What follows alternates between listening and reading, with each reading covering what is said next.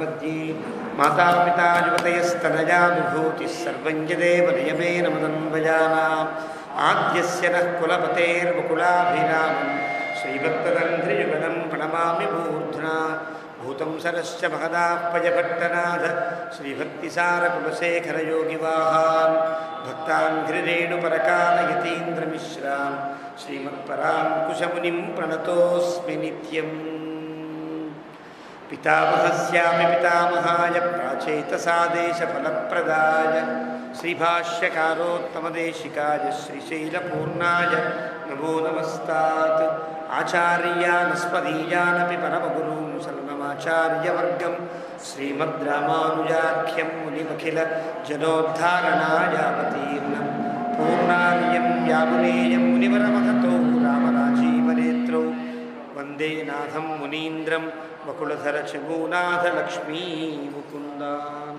अस्मद्गुरुभ्यो नमः।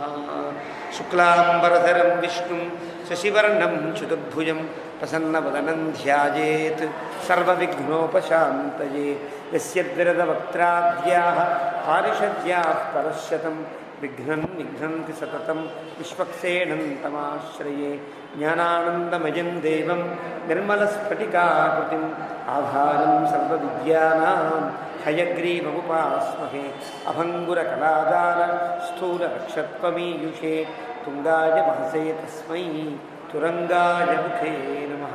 कूजन्तं राम रामेति मधुरं मधुराक्षरम् आरुह्य कविताशाखां वन्दे वाल्मीकिकोकिलं वाल्मीकेर्मुनिसिंहस्य कवितावनचारिणः शृण्वन् रामकथानादं को न याति परां गतिं यः पिबन् सततं रामचरितामृतसागरम् अतृप्तस्थं मुनिं वन्दे प्राचेतसमकल्मषं गोष्पदीकृतवाराशिं वशकीकृतराक्षसं रामायण महाबालारत्नं वन्दे लीलात्मजम् अंजनानंदनं वीरं जानकीशोकनाशनं कपीशमक्षहन्तारं वन्दे लङ्काभयङ्करम् आमिषीकृतमार्ताण्डं गोष्पदीकृतसागरं तृणीकृतदशग्रीवम् आञ्जनेयं नमाम्यहं मनोजवं मारुततुल्यवेगं जितेन्द्रियं बुद्धिमतां वरिष्ठं वातात्मजं वानरयूथमुख्यं श्रीरामदूतं शिरसा नमामि।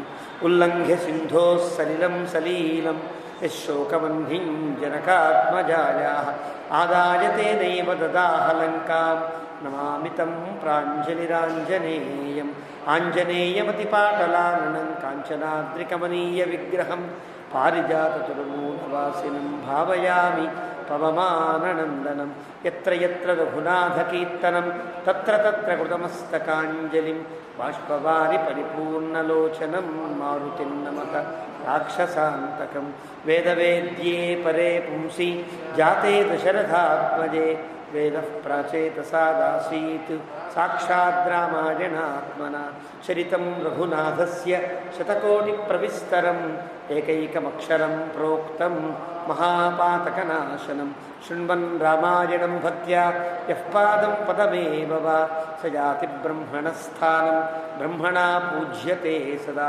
वाल्मीकिगिरिसम्भूता रामसागरगामिनी पुनाति भुवनं पुण्या रामायण महानदी श्लोकसारसमाकीर्णं सर्गकल्लोलसङ्कुलं काण्डग्राहमहामीनं वन्दे रामायणार्णवं यः कर्णाञ्जलिसम्पुटैः अहरः सम्यक् पिबत्यादरात् वाल्मीकेर्वदनारविन्दगलितं रामायणाख्यं मधु जन्मव्याधिजराविपत्तिमरणैः अत्यन्तसोपद्रवं संसारं सविहाय गच्छति पुमान् विष्णोः पदं शाश्वतं तदुपगतसमाससन्धियोगं सममधुरोपणतार्धवाक्यबद्धं रघुवरचरितं मुनिप्रणीतं दशशिरसश्च वदन्निशामयध्वं श्रीराघवं दशरथात्मजमप्रमेयं सीतापतिं रघुकुलान्वयरत्नदीपम् आजानुबाहुमरविन्ददलायताक्षं रामं निशाचर विनाशकरं नमामि। वैदेहीसहितं सुरद्रुमतले हिमे महामण्डपे मध्ये पुष्पकमासने मणिमये वीरासने सुस्थितम् अग्रे वाचयति प्रभञ्जनसुते तत्त्वं मुनिभ्यः परं వ్యాఖ్యాంతం భరతాదిభిః పరివృతం రామం భజే శ్యామలం వామాంకస్థిత జానకిం పరిరసత్కోదండదండం కరే చక్రం చోర్ధ్వకరేణ బాహుయుగళే శంఖం శరం దక్షిణే బిభ్రాణం జలజాతపట్టనయనం భద్రాద్రిమూర్ధ్ని స్థితం కేయూరాదివిభూషితం రఘుపతిం సౌమిత్రియుక్తం భజే ఆపదామపహర్తారం దాతారం సర్వసంపదాం లోకాభిరామం శ్రీరామం భూయో భూయో నమామ్యహం ధర్మాత్మా సత్యసంధశ్చ తపస్వాధ్యాయనిరతం తపస్వీ వాగ్విదాంబరం నారదం పరిపప్రచ్ఛ వాల్మీకిర్మునిపుంగవం ధర్మాత్మా సత్యసంధశ్చ రామోదాశరథిర్యది పౌరుషే చ ప్రతిద్వంద్వః శరైనం జహి రావణిం సకృదేవ ప్రపన్నాయ తవాస్మీతి చ యాచతే అభయం సర్వభూతేభ్యో దదామ్యేతద్వ్రతం మమ ధ్యాయే భద్రాద్రివైకుంఠరామం సీతారమాన్వితం శంఖచక్రధనుర్బాణధరం సౌమిత్రిసేవితం శ్రీరామాయ నమః శ్రీమతే రామానుజాయ నమః భగవద్బంధులారా శ్రీరామచంద్ర మహాప్రభు అవతరించినటువంటి విళంబినామ సంవత్సరాన్ని పురస్కరించుకుని మనం గత 10 మాసాలుగా చెప్పుకునేటువంటి రామాయణ ప్రవచన లహరిలో అయోధ్యాకాండలో ఉన్నాం. మనం రామచంద్ర మహాప్రభువుని తిరిగి వెనక్కి తీసుకురావడానికని భరతుడు ససైన్యంగా బయలుదేరాడు. ససైన్యంగా అనడానికి వీల్లేదు, సపరివారంగా బయలుదేరాడు. సైన్యం ఎప్పుడు వెళుతుంది? యుద్ధానికి వెళ్ళినప్పుడు వెళుతుంది. కానీ సైన్యంతోనే బయలుదేరాడు కదా అంటే దానికి కారణం కేవలం యుద్ధం చేయడం కోసమని కాదు, రాజ్యమంతా నీ ఆగమనాన్ని కాంక్షిస్తోంది అని చెప్పడానికి వీలుగా కూడా ససైన్యంగానే వెళ్ళాడు. అంటే చతురంగ బలములు, రాజచిహ్నములు, రాజమంత్రులు, వైదిక మంత్రులు, రాజమహిషులు, రాజమాతలు అందరూ నీ ఆగమనం కోసం నిరీక్షిస్తున్నారని చెప్పడానికే వీరందరితో పాటు వెళ్ళాడు. అంటే రాజ్యమంతా నీ కోసం ఎదురు చూస్తోంది అంటే రాజ్యం అచేతనం కదా, రాజ్యం ఎప్పుడు ఎదురు చూడదు. భద్రాచలం అంతా బాధపడుతోందండి అని అనుకోండి, అంటే భద్రాచలం ఎలా బాధపడుతుంది అంటే భద్రాచలంలో ఉండే వారందరూ కూడా బాధపడుతుంది. ఏది? రాముని మీద వేసే నిందల్ని భరించలేదు. అలాగే భద్రాచలం అంతా ఆనందిస్తోంది అంటే ఇక్కడ జరిగే ఉత్సవాలకో, కళ్యాణాలకో, ప్రవచనాలకో ఆనందిస్తోంది, ఊర్లో వాళ్ళంతా ఆనందిస్తున్నారు అర్థం. దీని జన గ్రామాః ఘోషంతి ఘోషాః విలపంతే ఇలాంటి పదములు ఆ పల్లెలు ఏడుస్తున్నాయి, నగరాలు ఆనందిస్తున్నాయి అంటే అర్థం అక్కడ ఉన్నవారందరూ కూడా అనుభవానికి గురి అవుతున్నారు అంతే. అలాగా అయోధ్య అంతా రామచంద్రమూర్తి యొక్క ఆగమనాన్ని నిరీక్షిస్తోందని చెప్పడానికని భరతుడు గొప్ప పేరోలగల్లు పెద్ద సభలో ప్రకటించడం, అందరం వెళ్ళి రాముడిని తీసుకుని వద్దాం. అలా అందరూ బయలుదేరారు, చాలామంది బయలుదేరారు. మనం నిన్న అనుకున్నాం 9,000 ఏనుగులతో, 1,00,000 గుర్రములతో, 60,000 రథములతో, ఇంకా కొన్ని వేల కొలది ఎడ్ల బండ్లతో అన్ని రకాల వాళ్ళు బయలుదేరారు. వీరంతా కూడా ఇక్కడ నుండి అయోధ్య నుండి గంగా తీరం దాకా చేసుకునే రాజమార్గం ద్వారా శృంగిబేరపురం దాకా చేరారు. శృంగిబేరపురము అంటే ఆ ఊరికి చేరలా, ఊరికి సమీపంలో ఉండే గంగానది తీరానికి చేరారు. అక్కడికి వెళ్ళి ఆ నగరంలోకి వెళ్ళాలని భరతునికి కూడా ఏం లేదు. గుహుణ్ణి కలవాలి, గుహుడి ద్వారా ఏదన్నా సమాచారాన్ని రాబట్టాలని మా ఈయనకి లేదు. గుహునికి కూడా ఇంత సైన్యంతో భరతుడు వస్తున్నాడని తనకి తెలియనంత గొప్పగా సాగింది యాత్ర. వచ్చేటప్పటికి తెలిసింది, కొన్ని వేల మంది వచ్చేటప్పటికి గంగానది తీరంలో కలకలం బయలుదేరుతుంది. అది తెలిసింది గుహుడికి. అమ్మో, ఏదో చాలా పెద్ద ఉపద్రవం నుంచి వచ్చినట్టుంది. రామచంద్రమూర్తిని అయోధ్యలో ఉంటే తన యొక్క రాజ్యానికి ఆటంకం కలిగిస్తాడేమోనని భరతుని మాత రాముణ్ణి అడవి దాకా పంపించింది. అడవిలో ఉన్న రాముడు తనకు ఆపద కలిగిస్తాడేమో అని భరతుడు ససైన్యంగా బయలుదేరి రాముణ్ణి లేకుండా చేయడం కోసమే వచ్చి ఉంటాడు. అంటే ఇంత అనుమానం కలిగింది భరతుని మీద. అన్నదమ్ములంతా కలిసి ఉంటారని తెలుసు అందరికీ, కానీ ఈ చిన్న సన్నివేశం అందరినీ అనుమానించేటట్టుగా చేసింది. భరతుడి మీద అపారమైనటువంటి గౌరవ విశ్వాసములు కలిగినటువంటి గుహాదులకు కూడా భరతుడు మంచివాడు కాడు, రాముడికి ఏదో ముప్పు తలపెట్టడానికే వచ్చి ఉంటాడు అన్నంతగా కలిగి అది చెప్తున్నాడు ఇక్కడ. ఈ చతురశీతి తమస్సర్గ 84వ సర్గ ప్రారంభం. తతో నివిష్టాన్ ధ్వజిని గంగామన్వాశ్రితాన్నదీ నిషాదరాజో దృష్ట్వైవ జ్ఞాతీన్ సంత్వరితః అబ్రవీత్. నివిష్టాన్ ధ్వజిని, ధ్వజిని అంటే సేన అని అర్థం. ఇతనికి సైన్యం వచ్చినట్టే ఉంది తప్ప ఊరు వారంతా పిలవడానికి వచ్చారు అనే అభిప్రాయం లేదు. ధ్వజిని అనే పదం అలా తెలియజేస్తుంది.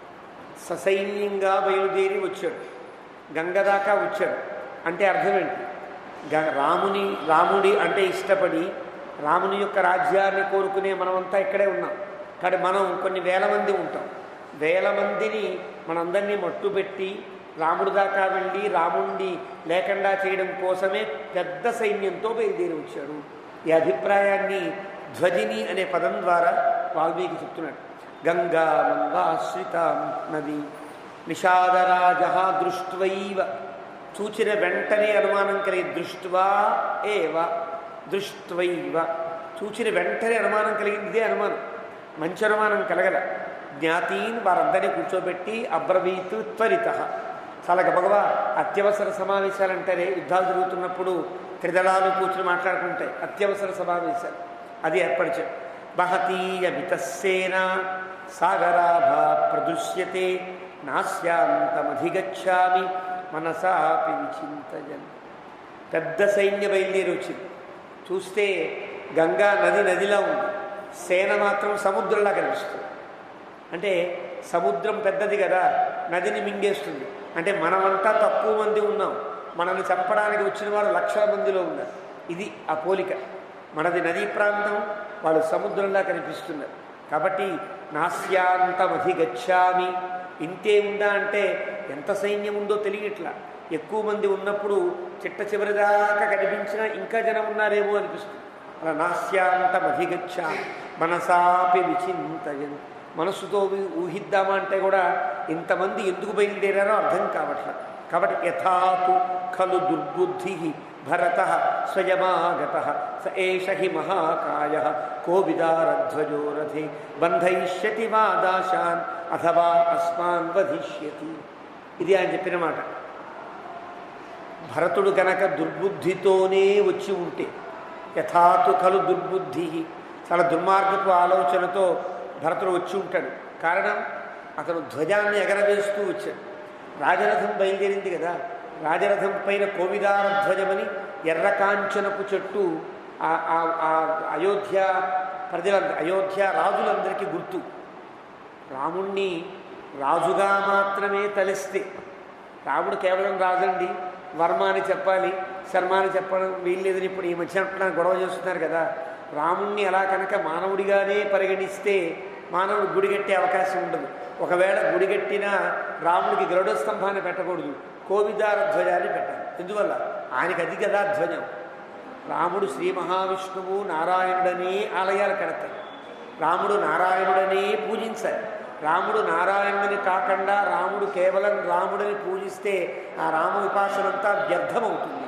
ఇది రామతాపని ఉపనిషత్తులో హనుమంతుడు కూడా చెప్తాడు. ఇక్కడ రాముడు అంటే రాముడు కాదు, మామూలు రాముడు కాదు. రాముణ్ణి ఎక్కడైనా అర్చామూర్తిగా పరిగణిస్తే అక్కడ సాక్షాత్ శ్రీమన్నారాయణ స్వరూపంగానే ఉపాసన ఆరాధన అన్నీ సాగుతాయి. పేరు రాముడు ఉంటుంది, ఉపాసన అంతా నారాయణ ఉపాసన సాగుతుంది. ఇది పాంచరాత్రాగమ విధానం. ఇది తెలియక మూర్ఖులు మాట్లాడుతూ ఉంటారు. కాబట్టి కోవిదార ధ్వజంతో భరతుడు వచ్చాడు. కోవిదార ధ్వజం అయోధ్య రాజులందరికీ ఉండే గుర్తు. ఆ ధ్వజంతో వచ్చాడంటే సైన్యం యుద్ధానికి కాకుండా ఎలా బయలుదేరుతారు? యుద్ధానికి వెళ్ళేటప్పుడు ధ్వజం ఎగురుతూ ఉండాలి. కారణం, ఎవరి రథం ఎవరిదో తెలియాలి కదా. కొట్టుకునేటప్పుడు వీడి మనవాడా వీడి పరాయివాడా తెలియదు. మన పాపం తెలియకుండా 2 విమానాలు పడిపోతే పాకిస్తాన్ వాళ్ళే కూడా తెప్పిస్తాడు. వాడు ఇండియా వాడు అనుకుని అదృష్టం కొద్దీ మనవాడు బయటపడ్డాడు కదా. అంటే తెలియకపోవడం వల్ల వచ్చిన ఇబ్బంది. కాబట్టి ధ్వజాలు కూడా తప్పనిసరిగా ఉంటాయి. అలాగ ధ్వజంతో వచ్చాడు కదా అని గుహుడి అనుమానం. ధ్వజంతో తానెందుకు వచ్చాడు? రాముణ్ణి తీసుకువెళ్ళేటప్పుడు రాసమర్యాదతో తీసుకువెళ్ళాలి కాబట్టి రాజరథాన్ని రాజధ్వజాన్ని పట్టుకొచ్చాడు భరతుడు. భరతుని యొక్క ఉద్దేశ్యం చాలా ఉదాత్తమైనది.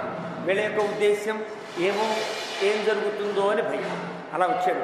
మనందరినీ కూడా కట్టి పడవేస్తాడు, మనందరినీ బంధించి చెరసాల్లో పడేస్తాడు, లేదా అందరినీ చంపి పారవేస్తాడు.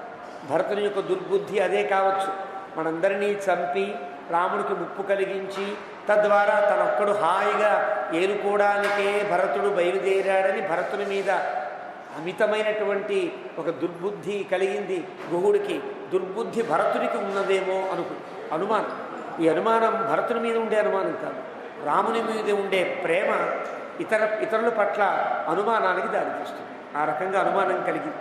కాబట్టి అథ దాశరథిం రామం పిత్రా రాజ్యాత్ వివాసితం సంపన్నాం శ్రియమన్విచ్చన్ తస్య రాజ్ఞ సుదుర్లభాన్. తండ్రి ద్వారా రాముణ్ణి అడవికి పంపించేటట్టుగా భరతుడు పెద్ద పథకం రచించాడు. అడవికి వెళ్ళిన తర్వాత రాముడికి రాజ్యం లేకుండా చేసినటువంటి భరతుడే రాముడికి జీవం కూడా లేకుండా చేయడానికి ఎందుకు అనుకోకూడదు అనుకుని ఉండొచ్చు. కాబట్టి రాముణ్ణి సంహరించడానికే భరతుడు బయలుదేరాడు అని ఒక నిర్ణయం పెట్టుకుని అంటున్నాడు. భరత కైకయీ పుత్ర. ఇందాక మనం చెప్పుకున్నాం, అక్కడ భరత కైకయీ సుత అంటే అబ్బా ఎంత గొప్పది కైకేయి, కైకేయి యొక్క కుమారుడు అంటే భరతుడు అంటూ కైకేయిని పొగుడుతూ బయలుదేరారు అయోధ్యాపతి. కారణం కైకేయి మారిపోయిందని తెలుసు. కానీ గుహుడికి అలా లేదు. ఇంకా కేకయ్య కుమారుడు కైకేయి కుమారుడే భరతుడు. అంటే కైకేయి ఎంత దుర్మార్గురాలో వాళ్ళ కడుపున పుట్టినటువంటి భరతుడు కూడా అంత దుర్మార్గుడే అని కైకయీ పుత్ర హంతుం సమధిగచ్చతి, చంపడానికే వచ్చుతున్నాడు, ఇది నా నిర్ణయము అని చెప్పి. ఎందుకు ఇలా అంటున్నావు అంటారా మీరంతా కూడా? వాళ్ళందరికీ సమాధానం చెప్పాలి కదా. ఏ ఒక్క రాజైనా స్వతంత్ర నిర్ణయాలు పనికిరావు. తన చుట్టూ ఉండే అధికారుల యొక్క అభిప్రాయాలు సేకరించాలి. అభిప్రాయాలు సేకరించే అవకాశం లేకుండా చెప్తున్నాడు. భర్త చైవ సఖా చైవ రామో దాశరథిర్మమ. రాముడు నాకు భర్త అంటే అర్థం అక్రమ సంబంధం, ఏదో మన వాళ్ళు మాట్లాడేది పిచ్చి మాటలు కాదు.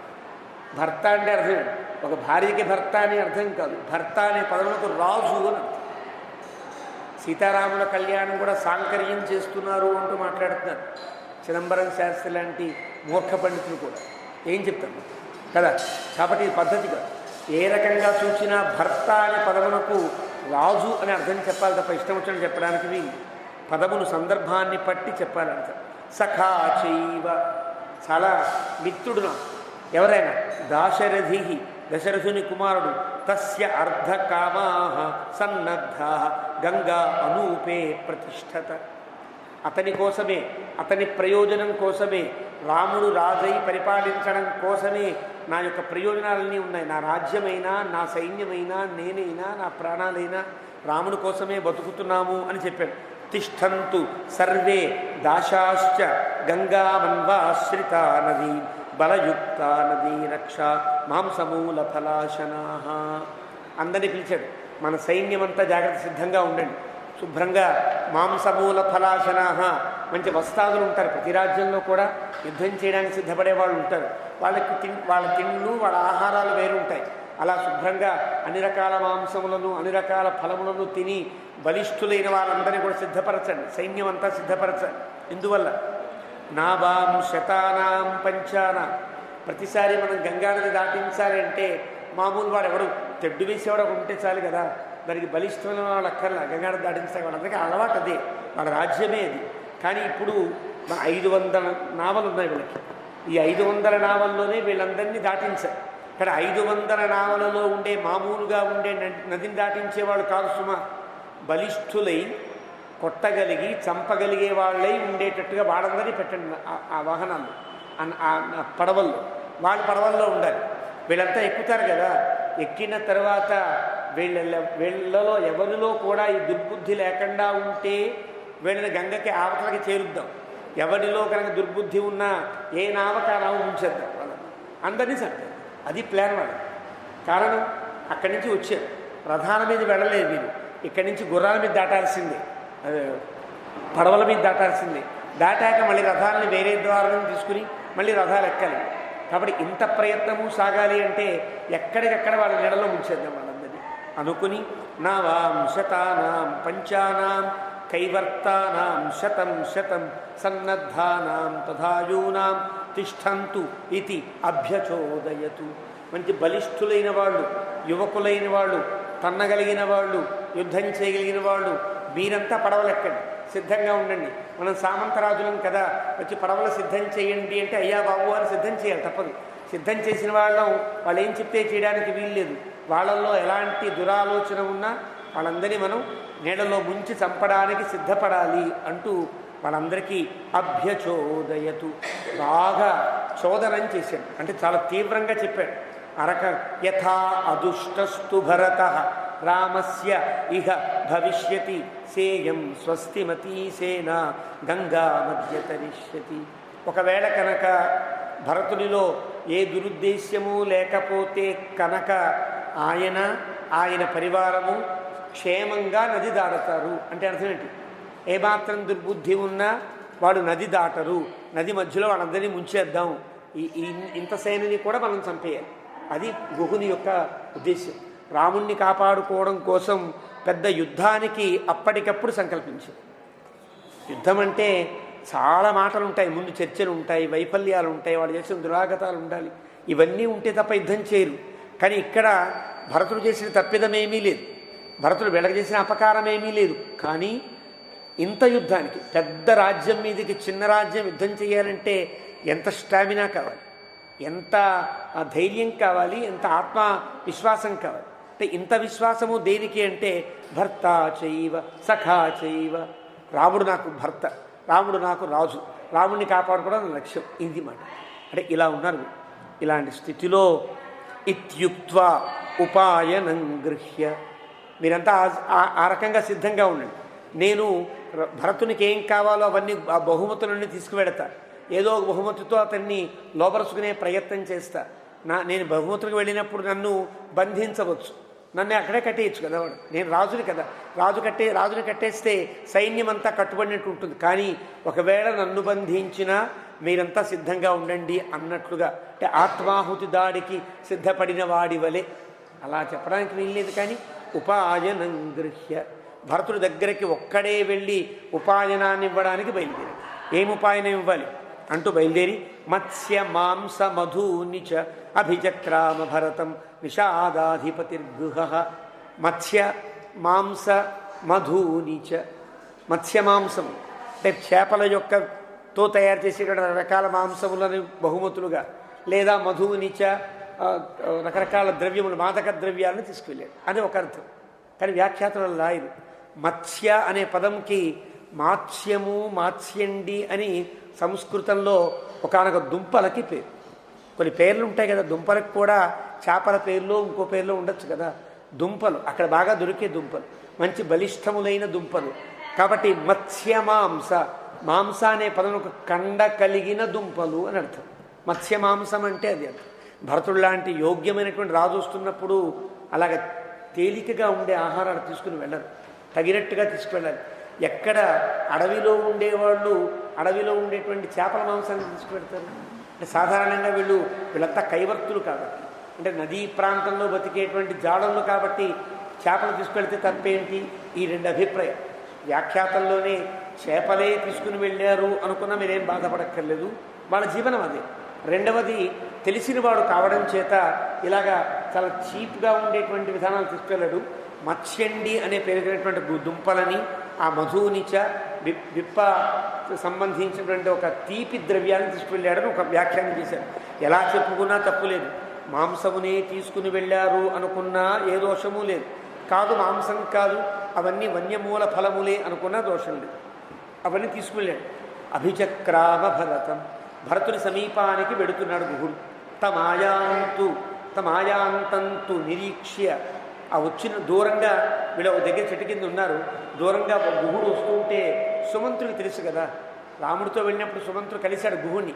కాబట్టి ఆ గుహుడిని గుర్తించి అగో అతనే గుహుడు అని భరతుడికి పరిచయం చేస్తూ సూతపుత్ర ప్రతాపవాన్, సూతపుత్ర సుమంత్ర ప్రతాపవాన్, చాలా తెలివైనవాడు, పరాక్రమవంతుడు కూడా. భరతాయ ఆచచక్షేథ వినయజ్ఞో వినీతవతు, చాలా వినయంగా భరత మహారాజా అవి వస్తున్నవాడే గుహుడు, చాలా మంచివాడు అతను.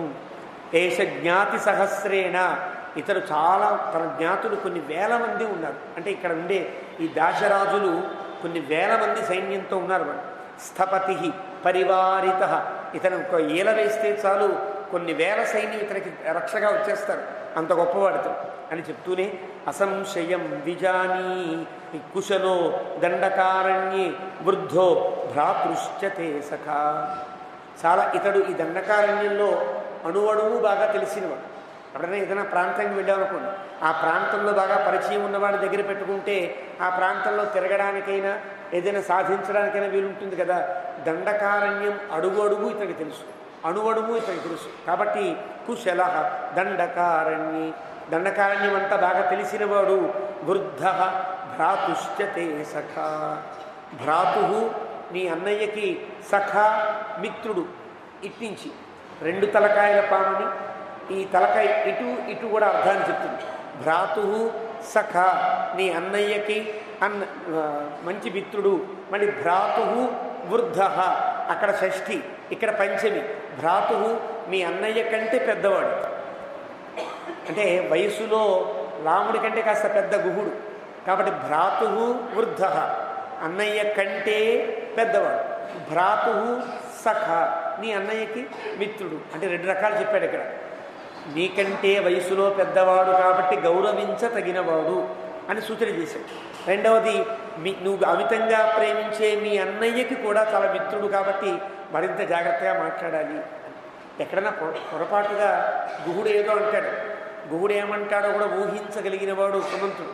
గుహుడు వచ్చి రాముని చంపడానికి వచ్చావా అన్నాడు అనుకో, ఒకసారి భరతుల్లో కోపం వచ్చి సైన్యంతో ఉన్న రాజపుత్రుడు కదా, వెంటనే మీరు శిరశ్ఛేదం చేయండిరా అని ఆజ్ఞాపించవచ్చు. అలాంటి స్థితి రాకూడదు. స్థితి రాకూడదని గుహుడికి కూడా పెద్ద పరివారం ఉన్నది అని చెప్పాడు. సుమంతుడు అనేవాడు, మంత్రి అనేవాడు ఎంత బాగా మాట్లాడతాడో శ్లోకంలో మనకు తెలుసు. చాలా పరివారం కలిగిన వాడు, మీ అన్నయ్యకి మిత్రుడు, మీ అన్నయ్య కంటే పెద్దవాడు. ఎందుకు ఇన్ని చెప్పాలి, జాగ్రత్తగా మాట్లాడు అని చెప్పడం కోసం అలా చెప్పాడు. చెబితే తస్మాత్ పశ్యతు కాకుత్స్థ త్వాం నిషాదాధిపో గుహ. అలాంటి వాడు ఇక్కడికి ఎందుకు అంటావేమో, తప్పనిసరిగా అతడు నిన్ను చూచుగాక, నిన్ను చూడాలి, నువ్వు అతనితో మాట్లాడాలి అని సుమంతుడు చెబితే భరతుడు ఏమంటాడు, స్వతహాగా చాలా మంచివాడు, సుమంతుని యందు తండ్రి భావన కలిగినవాడు కాబట్టి అలాగే అని అసంశయం ఎందువల్ల అంటావా, అసంశయం విజానీతే ఎత్రతో రామలక్ష్మణు. రామలక్ష్మణులు ఇద్దరు ఎక్కడ ఉన్నారో తప్పనిసరిగా గుహుడికి మాత్రమే తెలుస్తుంది. అరణ్యంలోకి వెళితే ఎక్కడున్నా ఎవరు గుర్తుపడతారు, ఎంతమంది అయినా ఎంత సైన్యమైనా ఎక్కడ వెతుకుతారు. ఏ చెట్ల పొదల్లో ఏ కొండ మీదో ఉంటే అంత గొప్ప అరణ్యంలో ఎంతకాలం వెతుకుతారు, ఎంతకాలం రాముని పట్టుకుంటారు. చాలా కష్టం కదా. అడ్రస్ చెప్పేవాడు ఒకడు కావాలి కదా. ఇతకి దండకారణ్యం అంతా బాగా తెలుసు కాకుండా రాముడికి మంచి మిత్రుడు కావడం చేత దండకారణ్యంలో రాముడు ఎక్కడ బాగుంటుందో సూచన చేయతగినవాడు కాబట్టి రామలక్ష్మణులు ఎక్కడ ఉన్నారో గుహుడికి మాత్రమే తెలుస్తుంది. కాబట్టి భరత జాగ్రత్తగా ఆయనతో మాట్లాడాలి సుమా అని చాలా వినయంగా, వినయజ్ఞో వినీతవతు, వినయజ్ఞ వినీతవతు పదముల్లో ఉండే గొప్పతనం. ఒక కవి రాస్తే, మహాకవి రాస్తే ఎలా ఉంటాయో ఆ పదములు అలా కనిపిస్తాయి. వినయంగానే చెప్పాడు. ఏతత్తు వచనం శృత్వా, చెప్పాడికి ఏతత్తు అంటే అర్థం ఇంత బాగా చెప్పాడు భరతుడికి మనస్సుకి అర్థమయ్యి సుమంత్రాత్ భరత శుభం, సుమంత్రుడి ద్వారా ఈ వార్త విన్నటువంటి భరతుడు ఉవాచ వచనం శీఘ్రం, వెంటనే అన్నాడు, అలా అయితే కనుక గుహ పశ్యతు మామితి, వెంటనే గుహుడు నన్ను చూచుగాక అన్నాడు. అంటే వీళ్ళు వెళ్ళరు కదా, మహారాజులు కదా, ఒక ప్రోటోకాల్ పాటించాలి. ఎంత మంచివాడిని గబగబా వెళ్ళి గుహ బాగున్నావా అనడానికి వీల్లేదు. నిజంగా రాముడు వెళ్ళకూడదు. అక్కడ 51వ సర్గ ప్రారంభంలో రాముడు గబగబా వెళ్ళిపోతాడు. వెళ్ళొచ్చునా అలాగా, రాముడు పెద్దరాజు కదా, గుహుడు చిన్నరాజు. భరతుడు గుహుడు వస్తూ ఉంటే రాముడు కదిలి వెళ్ళడానికి రాముడు అక్కడ కూర్చుని గుహుడిని పిలిపించి బాగున్నావా నాయన అడగాలి. కానీ గుహుడి దగ్గర రాముడు ముందు పరిగెడతాడు. పద్భ్యామభిగమాచైవ స్నేహ సందర్శనేన చ 51వ సర్గలో చెప్తారు. రాముడు ఎదురువేగి గుహుడిని స్వాగతిస్తాడు. కారణం అక్కడ రాముడు రాజు కాదు అనే అభిప్రాయంలో ఉన్నాడు కాబట్టి. కానీ ఇక్కడ భరతుడు రాజు, తాను కాదనుకున్నా ఇంకా రాజ్య స్థాపనలో వశిష్ఠాది యొక్క నిర్దేశం చేత రాజ్యస్థానంలో ఉన్నాడు కాబట్టి గుహ గుహ పశ్యతు మామితి ఇంతే ఆజ్ఞాపించాలి. గుహుడు నన్ను చూచుగాక అంటే గుహుడిని ప్రవేశపెట్టండి అర్థం. అంటే ధర్మం తప్పని వాడు, మనస్సులో ఎలా ఉన్నా ప్రోటోకాల్ జాగ్రత్తగా పాటించాలి అలా చెప్పాడు. లబ్ధ్వా అభ్యనుజ్ఞాం సంహృష్ట జ్ఞాతిభి పరివారిత ఆగమ్య భరతం ప్రహ్వ గుహో వచనమబ్రవీత్. అలాగే వీళ్ళంతా ఆజ్ఞాపిస్తే వెళ్ళారు. రమ్మంటున్నారండి లోపలికి, దగ్గరికి రమ్మంటున్నారన్నారు. అతను సపరివారంగా వచ్చాడు. ప్రహ్వ వినయంగా నమస్కరించి గుహుడు ఇలా అంటున్నాడు. నిష్కుటశ్చైవ దేశోయం వంచితాశ్చాపి తే వయం నివేదయామస్తే సర్వే స్వకే దాసకులే వస. మేమంతా వంచన చేయబడ్డాం భరత. రాజుగారు వస్తుంటే ముందు కబురు వస్తుంది కదా, కబురు వస్తే మేమంతా సిద్ధంగా ఉండాలి. నిష్కుటశ్చైవ దేశోయం. ఈ ప్రాంతమంతా ఏదో పరిపూర్ణత లేనిది కాదు. ఒక్క కబురు చేస్తే ముందుగా మేమంతా మహారాజు గారికి ఎలా స్వాగతించాలో అలా స్వాగతించేవాళ్ళం కదా. మాకు వేరే కబురు చేయకుండా మీరు వచ్చేసారే, మమ్మల్ని ఎంత వంచన చేశారు అన్నాడు. సామంతరాజు ముందుగా మాట్లాడవలసింది, అయ్యో ఒక్క కబురైనా చేయొద్దండి మీరు, మేమంతా చక్కగా స్వాగతించేవాళ్ళం కదా అని ముందు చెప్పాడు. చెప్పి నివేదయామస్తే సర్వే, మేమంతా మీ ఆజ్ఞకు లోబడి ఉన్నవాళ్ళం శుభ స్వకే దాసకులే వస. ఈ రాజ్యం కూడా మీదే, ఇక్కడ హాయిగా ఉండొచ్చు అని చెప్పాడు గుహుడు వినయంగా. అస్తి మూలం ఫలంచైవ విషాదై స్వముపాహృతం ఆర్ద్రంచ మాంసం శుష్కంచ వన్యంచ ఇచ్చావచం మహతు. మీకేం కావాలన్నా అన్నీ సిద్ధం చేస్తా. ఇంతమంది సైన్యం ఉన్నారని వారు బాధపడక్కల్లా. మీరు ఎంతమంది సైన్యం ఉన్నా మా దగ్గర కందమూలాలు ఉన్నాయి, మాంసములు ఉన్నాయి. ఇప్పటికప్పుడు తాజాగా కావాలన్నా మీ అందరికీ మీ వాళ్ళందరికీ సప్లై చేయగలను నేను. అంటే ఆహారం కోసం సైన్యం వాళ్ళు తినే ఆహారం వాళ్ళకు ఉంటుంది, రాజులు తినే ఆహారం రాజులకు ఉంటుంది, వశిష్ఠాదులు తినే ఆహారం వాళ్ళకు ఉంటుంది. అందరికీ అన్ని రకాల ఆహారాన్ని నేను సమకూర్చగలను. అందుకు చెప్పడం కోసమని అస్తి మూలం ఫలం వశిష్ఠాదులకు మీకు ఆర్ద్రంచ మాంసం శుష్కంచ వన్యంచ ఉచ్చావచం మహతు.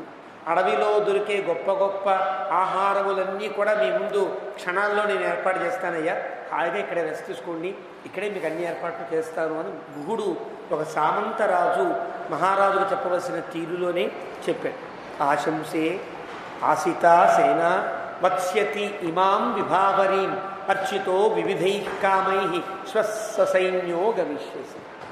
మీకు నేను ఇలా అనుకుంటున్నాను, మీ అందరికీ ఆతిథ్యం ఇవ్వాలనుకుంటున్నాను. ఈ రాత్రి ఇక్కడ గడపక తప్పదు, మీరు ఇక్కడే రాత్రి ఉండాలి అంటే అర్థం, ఇక్కడే రాత్రి జాగ్రత్త, మీరు ఇక్కడే ఉండాలి, మేమంతా ఇక్కడే ఉంటాం. మీరు ఏదైనా పిచ్చి వేషాలు వేస్తే కనుక మేము చేసేవి చేస్తామన్నట్లుగా మీరు ఇక్కడే రాత్రి గడపవలసి ఉంటుంది, రాజా జాగ్రత్తగా ఆలోచించుకోండి అని చెప్పాడు.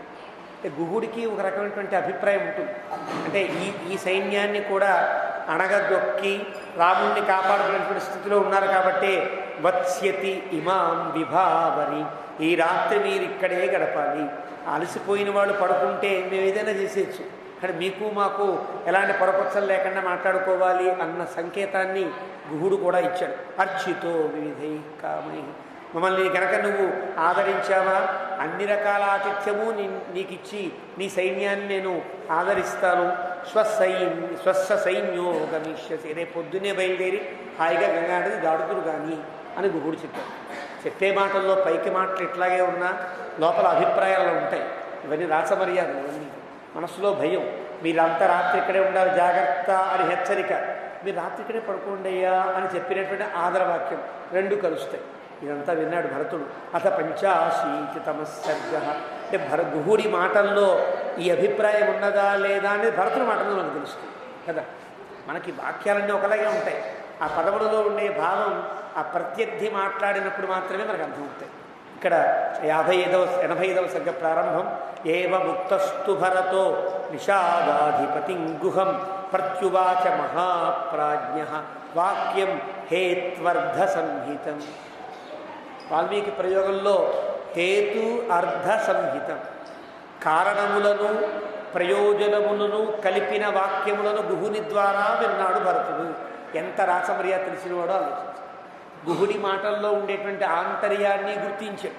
గుహుడి మాటల్లో పైకి ఉండేటువంటి హేతువుల్ని గమనించిన వాడే. ఎందువల్ల మహాప్రాజ్ఞ, చాలా బుద్ధిమంతుడు భరతుడు. గుర్తించి నిషాదాధిపతి అంటే ఇంత గొప్ప సైన్యానికి అధిపతి, ఈ నిషాద కిరాతక రాజులందరికీ అధిపతి అయిన గుహుడితో ఇలా అంటున్నాడు. ఊర్జిత కలుతే కామం కృతో మమ గురో సఖే యోమేతు ఈదృశీం సేనాం ఏక అభ్యర్చితుమిచ్చసి. ఇతనంత తెలివిగా మాట్లాడుతున్నాడంటే ఊర్జిత ఖలు కామ కృత, నీ కోరిక ఎంత గొప్పదో నాకు తెలీదా అని. ఏంటి కోరిక అంటే రాముణ్ణి రక్షించుకోవడం కోసం కదా నువ్వు ఇంత తాపత్రయపడుతున్నావు. ఊర్జిత ఖలు కామ తే కామ, నీ కోరిక నీ ఆంతర్యంగా రాముని రక్షే ప్రధానమనుకుని నాతో కూడా కయ్యానికి కాలు దూపేటట్టుగా నువ్వు మాట్లాడుతున్నావే.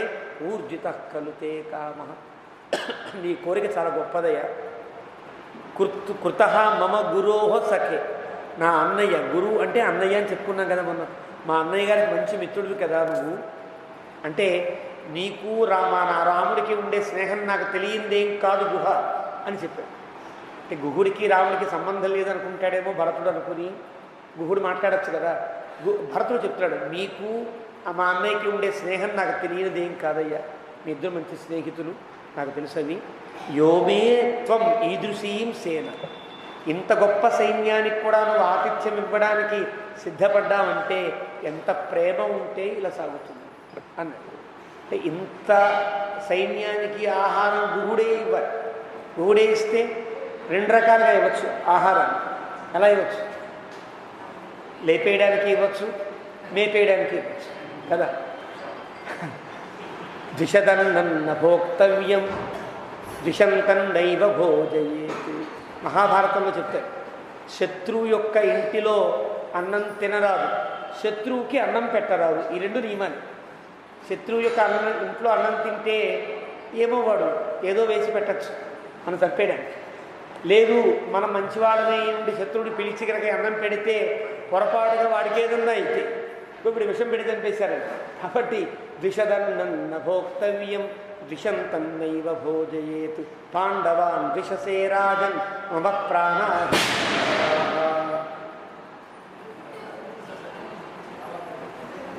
అంటే కృష్ణుడు దుర్యోధనుడితో మాట్లాడే మాటలు. దుర్యోధనుడు అన్నాడు, మా ఇంట్లో రావయ్యా, అన్ని ఏర్పాట్లు చేశారు, అన్ని రకాల వంటకాలు చేయించారు, నీకు ఇష్టమైన వెన్నెల వంటకాలు, నేతితో వంటకాలు, మధురాలు అన్నీ చేశానయ్యా. అంటే నేను శత్రువు ఇంట్లో అన్నం తిన్నయ్యా అన్నాడు. కౌరవులకి పాండవులకి శత్రుత్వం. కృష్ణుడు ఉదాసీనుడు, కృష్ణుడికి ఎవరు శత్రుత్వం ఎవరు పెట్టుకోరు కూడా కదా. కృష్ణుడికి దుర్యోధనుడికి ఏమాత్రం శత్రుత్వం లేదు, చాలా ప్రేమగా పిలిచాడు. కృష్ణుడిని మోహపరచడం కోసమని, కృష్ణుడికి ఆడవాళ్ళంటే ఇష్టమని, కృష్ణుడి ఆ రాజమార్గపు ఉత్తర ద్వారం నుండి తన ఇంటి దాకా రకరకాల కన్యపిల్లలు అంటే ఎరవేసినట్టు ఇవి పడిపోతాడు కృష్ణుడు, మన మాట వినేస్తాడని ఎంతో దుర్మార్గంగా ఆలోచించాడు. మనకి భారతంలో వస్తుంది. అంత చేస్తే అవన్నీ గమనించాడు కృష్ణుడు. గమనించిన వాడు శత్రువు ఇంట్లోనే అన్నం తిన్నయ్యా అంటే నీకు నాకు శత్రుత్వం లేదు కదా, పాండవులకి నాకు కదా శత్రుత్వం అన్నాడు దుర్యోధనుడు. అప్పుడు అంటాడు, పాండవాన్ ద్విషసే రాజన్, పాండవులను ద్వేషిస్తున్నావు కదా, నాకు ప్రాణాలు పాండవులు అంటే అన్నాడు. ఈ శ్లోకాన్ని చాలా గొప్పగా చెప్తారు. పాండవులకి కృష్ణుడికి ఉండేటువంటి స్నేహాన్ని ఒక శత్రువు దగ్గర చెప్పడం. శత్రువు దగ్గర వెళ్ళాక ఏదో నా వెంట పడుతున్నారు కాబట్టి, నన్ను ఆశ్రయించి ఉన్నారు కాబట్టి వాళ్ళు ఏదో కాపాడుతున్నారు, కానీ మీరు చూసుకోండి అయ్యా అనొచ్చు. తటస్థంగా ఉండేవాడు. అలా అనగా కృష్ణుడు ఒక్కడు వెళ్ళినవాడు దుర్యోధనుడి యొక్క రాజ్యానికి వెళ్ళి దుర్యోధనుడు ఉండే సైన్యం తెలిసి అక్కడికి వెళ్ళి మాట్లాడుతున్నాడు. నువ్వు పాండవులను ద్వేషిస్తున్నావు కదా, పాండవులు నా ప్రాణాలు సుమ, కాబట్టి నీ ఇంటికి వచ్చే అర్హత నాకు పెట్టే యోగ్యత నీకు లేదు, నీ ఇంటికి రావాల్సిన బాధ్యత నాకు లేదు అని కృష్ణుడు ఖరాఖండిగా చెప్పిన మాట. అంటే సంధికి వెళ్ళవలసిన వాడు మాట్లాడే మాట కాదు ఇది. నిజంగా సంధికి వెళ్ళవలసిన వాడు అక్కడ తిని ఆ తర్వాత చెప్పాలి. సంధికి వెళ్ళలా ఆయన, యుద్ధానికే వెళ్ళాడు. కాబట్టి కృష్ణుడి యొక్క కథలు అంటారు. కాబట్టి దిశదన్న భోక్తవ్యం కదా, వీళ్ళందరికీ నేనే ఆహారం పెడతా అంటే ఏదన్నా పెట్టచ్చు. కాబట్టి భరతుడు అంటున్నాడు, ఇంతమందికి నువ్వు ఆహారం పెట్టాలనుకున్నావంటే ఎంత గొప్పవాడయ్యా నువ్వు.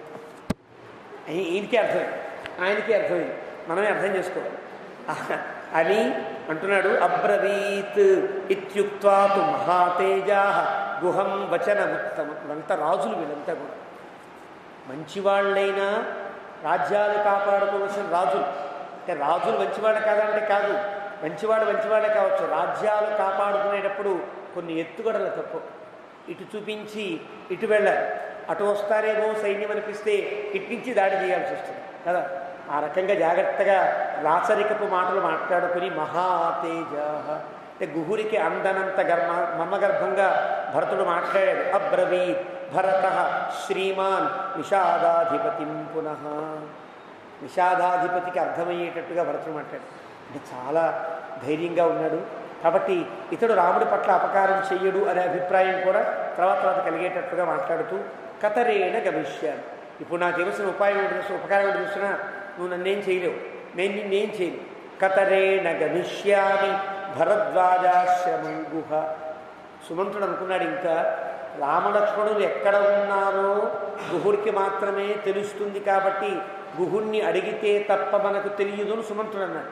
అప్పుడే భరతుడు చెప్పచ్చు, నాకు తెలిసే ఎక్కడున్నారో అని చెప్పచ్చు.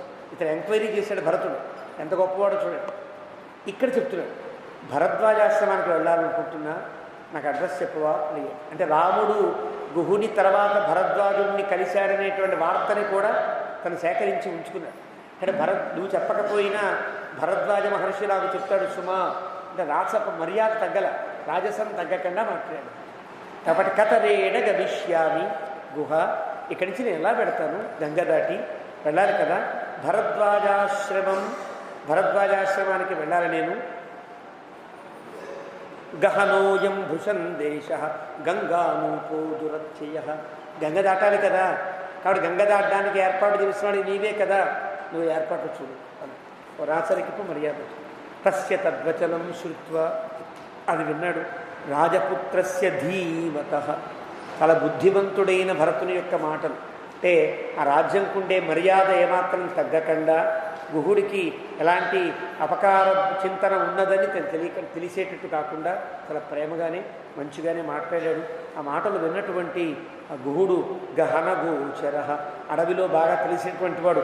దాశాస్త్వాం అనుగమిష్యంతి ధన్వినః సుసమాహితాః అహంచ అనుగమిష్యామి రాజపుత్ర మహానిశః. ప్రోటోకాల్ తప్పదు కదా, పెద్దరాజు వస్తే చిన్నరాజు వెంట వెళ్ళాలి కదా. ఆ ప్రకారంగా నేను నీ వెంటే ఉంటా. నా సైన్యమంతా నీ సైన్యం వెనకాల ధనస్సును పట్టుకుని సిద్ధంగా ఉంటారయ్యా అని ఈయన చెప్పాడు. అంటే మేము కూడా అన్ని ఆయుధాలతో మీ వెనకాలే వస్తాము అన్నాడు గుహుడు. అన్న తర్వాత కచ్చిన్న దృష్ట వ్రజసి రామస్య అక్లిష్టకర్మణ ఇయంతే మహతీ సేనా శంకాం జనయతీవమి. ఇంకా బయటపడిపోయాడు. నీ సేన వెనకాల నా సేన కూడా ఉంటుంది, నా సేన కూడా ఆయుధాలు ఉంటాయి. నీ ఆయుధాలు మామూలుగా శస్త్రాలు అస్త్రాలు కావచ్చు, నాకు విషం పూసినటువంటి బాణాలన్నీ మా వాళ్ళ దగ్గర ఉంటాయి. అడవులు తిరిగేవాళ్ళని కదా, ఏ లేఖ్యంలో ఉంచితే అది విషబాణం ఉంటుందో మాకు తెలుసు. కాబట్టి మా వాళ్ళంతా కూడా ధనస్సులు ప్రయోగించగలిగిన వారే నీ సైన్యాన్ని అనుసరిస్తారు. అహంచ అనుగమిష్యామిత్వాం, నేను నీ వెనకాలే ఉంటా అని గుహుడు కూడా ప్రేమగా చెప్పట్లా, తీవ్రంగానే చెప్తున్నాడు. చెప్పడానికి కారణం కచ్చిన్న దుష్ట వ్రజసి రామస్య అక్లిష్టకర్మణ. రాముడేం చేతగాని వాడు, మేము కాపాడితే తప్ప రాముడు కాపాడబడడు అనుకోవడానికి వీల్లేదు. భరత అక్లిష్టకర్మణ, ఎలాంటి కష్టాన్నైనా కూడా దాటగలిగిన వాడు రాముడు. అయినా కూడా దుష్టహాన వ్రజసి, నీలో కనుక ఎలాంటి దుష్టభావము లేకుండా ఉంటే కనుక హాయిగా మేమంతా బాగుంటాం. ఏమాత్రం తేడా వచ్చినా మనకు యుద్ధం తప్పదని సూచన చేశాడు గుహుడు. సన్నివేశాలు చిన్నవేం కావు, సర్గలు చిన్నవి కానీ. అయితే అక్కడ అయిన తర్వాత ఇయంతే, ఎందుకు ఇలా మాట్లాడుతావు తెలుసునా, ఇయంతే మహతీ సేనా శంకాంజనయతీవ. నిజంగా నువ్వు రాముడి కనుక వెనక్కి తీసుకురావడానికి వెళితే ఇంత సైన్యంది, ఇంతమంది దేనికి, 1 లక్షల మంది దేనికి, అందరూ ఆయుధాలతో బయలుదేరడం దేనికి. కాబట్టి మీ యొక్క సేన నాకు సందేహాన్ని కలిగిస్తోంది అని గుహుడు కొంచెం అడిగాడు. అడిగితే అప్పుడు భరతుడు మాట్లాడతాడు. అంటే గుహుడు పూర్తిగా అనుమానించాడు. ఇక్కడ భరతుడు నన్ను చంపేసినా పర్వాలా, బయటపడిపోదాం అని నీ సైన్యం నాకు అనుమానాన్ని కలిగిస్తోంది మహారాజా, ఇది పద్ధతి కాదు, రాముడికి ఎలాంటి అపకారం చేసినా మేము ఊరుకోము అని చెప్పేశాడు. చెప్తే ఎంత కష్టం కలుగుతుంది భరతుడికి, చాలా మంచివాడు కదా. తమేవం అభిభాషంతం ఆకాశ ఇవ నిర్మల, నిన్న చెప్పుకున్నాం, ఆకాశ ఇవ నిర్మల, ఆకాశం వలె నిర్మలమైనవాడు. ఏది వేసినా ఆకాశంలోకి, ఆకాశానికి అంటుకోదు, మళ్ళీ మన మీదే పడుతుంది కదా. అలా ఆకాశానికి ఏది అంటని ఆకాశంలాగా నిర్మలమైనటువంటి భరతుడు. అంటే ఈ అభిప్రాయాలు, ఈ శంకలు, ఈ అనుమానాలు, అవమానాలు ఏవి కూడా అతనికి తాకపోవడానికి కారణం అతను ఉండేటువంటి స్థితి, నిర్మల స్థితి అలాంటి. అదేంటే ఏమాత్రం కొంచెం దుష్టభావాలు ఉన్నా సరే ప్రతి మాట గుండెల్లో గుచ్చుకున్నట్టే ఉంటుంది. కానీ భరతుడు అంటున్నాడు, భరత శ్లక్ష్ణయా వాచ గుహం వచనమబ్రవీత్. శ్లక్ష్ణయ అంటే మధురమైన అని ఒక అర్థం, మృదువైన అని ఒక అర్థం, సరసమైన, రసంతో కూడిన. శ్లక్ష్మ అనే పదమునకు నిండుదనము, మాధుర్యము, మృదుత్వము, ఈ మూడు అర్థాలు. కాబట్టి భరత శ్లక్ష్ణయా వాచ, మాట్లాడే మాట గంభీరంగా ఉంది, రసవంతంగా ఉంది, మృదువుగా మాట్లాడుతూ అంటున్నాడు, మా భూత్ సకాల యత్ కష్టం నమాం శంకితుమర్హసి. నన్ను ఏమాత్రం అనుమానించక్కర్లేదయ్యా, ఆ దుర్మార్గపు స్థితి కలిగించే వ్యక్తిని కాను. ఈ కష్టం నాకు కూడా రాకూడదు, ఇలాంటి కష్టం నాకు కూడా రాకూడదు, నా మీద నువ్వు అనుమానపడక్కర్లేదు. రాఘవ, రాముడు ఎవరైతే ఉన్నారో, సహినే భ్రాత, నీకు సఖుడు మాత్రమే, నాకు అన్నయ్య, జ్యేష్ఠ, నాకంటే పెద్దవాడు, పితృసమహ, తండ్రి లాంటి. నాకు తండ్రి మా అన్నయ్య, నాకంటే పెద్దవాడు మా అన్నయ్య, నాకు అన్నయ్య మా అన్నయ్య, నాకంటే పెద్దవాడు, నా తోడబుట్టినవాడు, నాకు తండ్రి లాంటి వాడు. నీకున్న ఒక్క బంధుత్వంతోనే రాముడిని కాపాడతా నువ్వు అంటుంటే నాకు 3 బంధుత్వాలు ఉన్నాయి రాముడితో, నేనెంత బాగుంటానయ్యా అని చెప్పినట్లే. నీకు సఖాత్వం మాత్రమే ఉంది, రాముడితో స్నేహితుణ్ణి అని కదా నువ్వు ఎంత రాముడి రక్ష కోసం ఎంత తాపత్రయపడుతున్నావు. అలాంటి రాముడితో నాకు 3 బంధుత్వాలు ఉంటే నేనెంత ప్రేమగా ఉండాలయ్యా అని చెప్పాడు. అని సత్యం తన్నివర్తయుతుం యామి, కేవలం రాముణ్ణి వెనక్కి తీసుకురావడం కోసమే వెళుతున్నాడు. కాకుత్స్థం వనవాసినం, కకుత్స్థ వంశంలో పుట్టాడు. కకుత్స్థ అనే పదమునకు ఎంత గంభీరార్థమో మనం చెప్పుకున్నాం.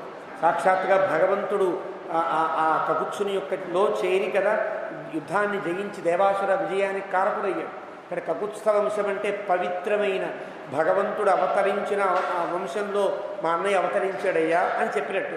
వనవాసినం, అడవికి వెళ్ళాడు. కాబట్టి బుద్ధిరన్యా నతే కార్య, నువ్వు ఏమాత్రం దుష్టబుద్ధిని ఇందులో ప్రవేశింపజేయడానికి వీల్లేదు, ఎలాంటి అనుమానము నీకు అక్కర్లేదు. సత్యం బ్రవీమితే గుహ, నిజమే చెప్తున్నా.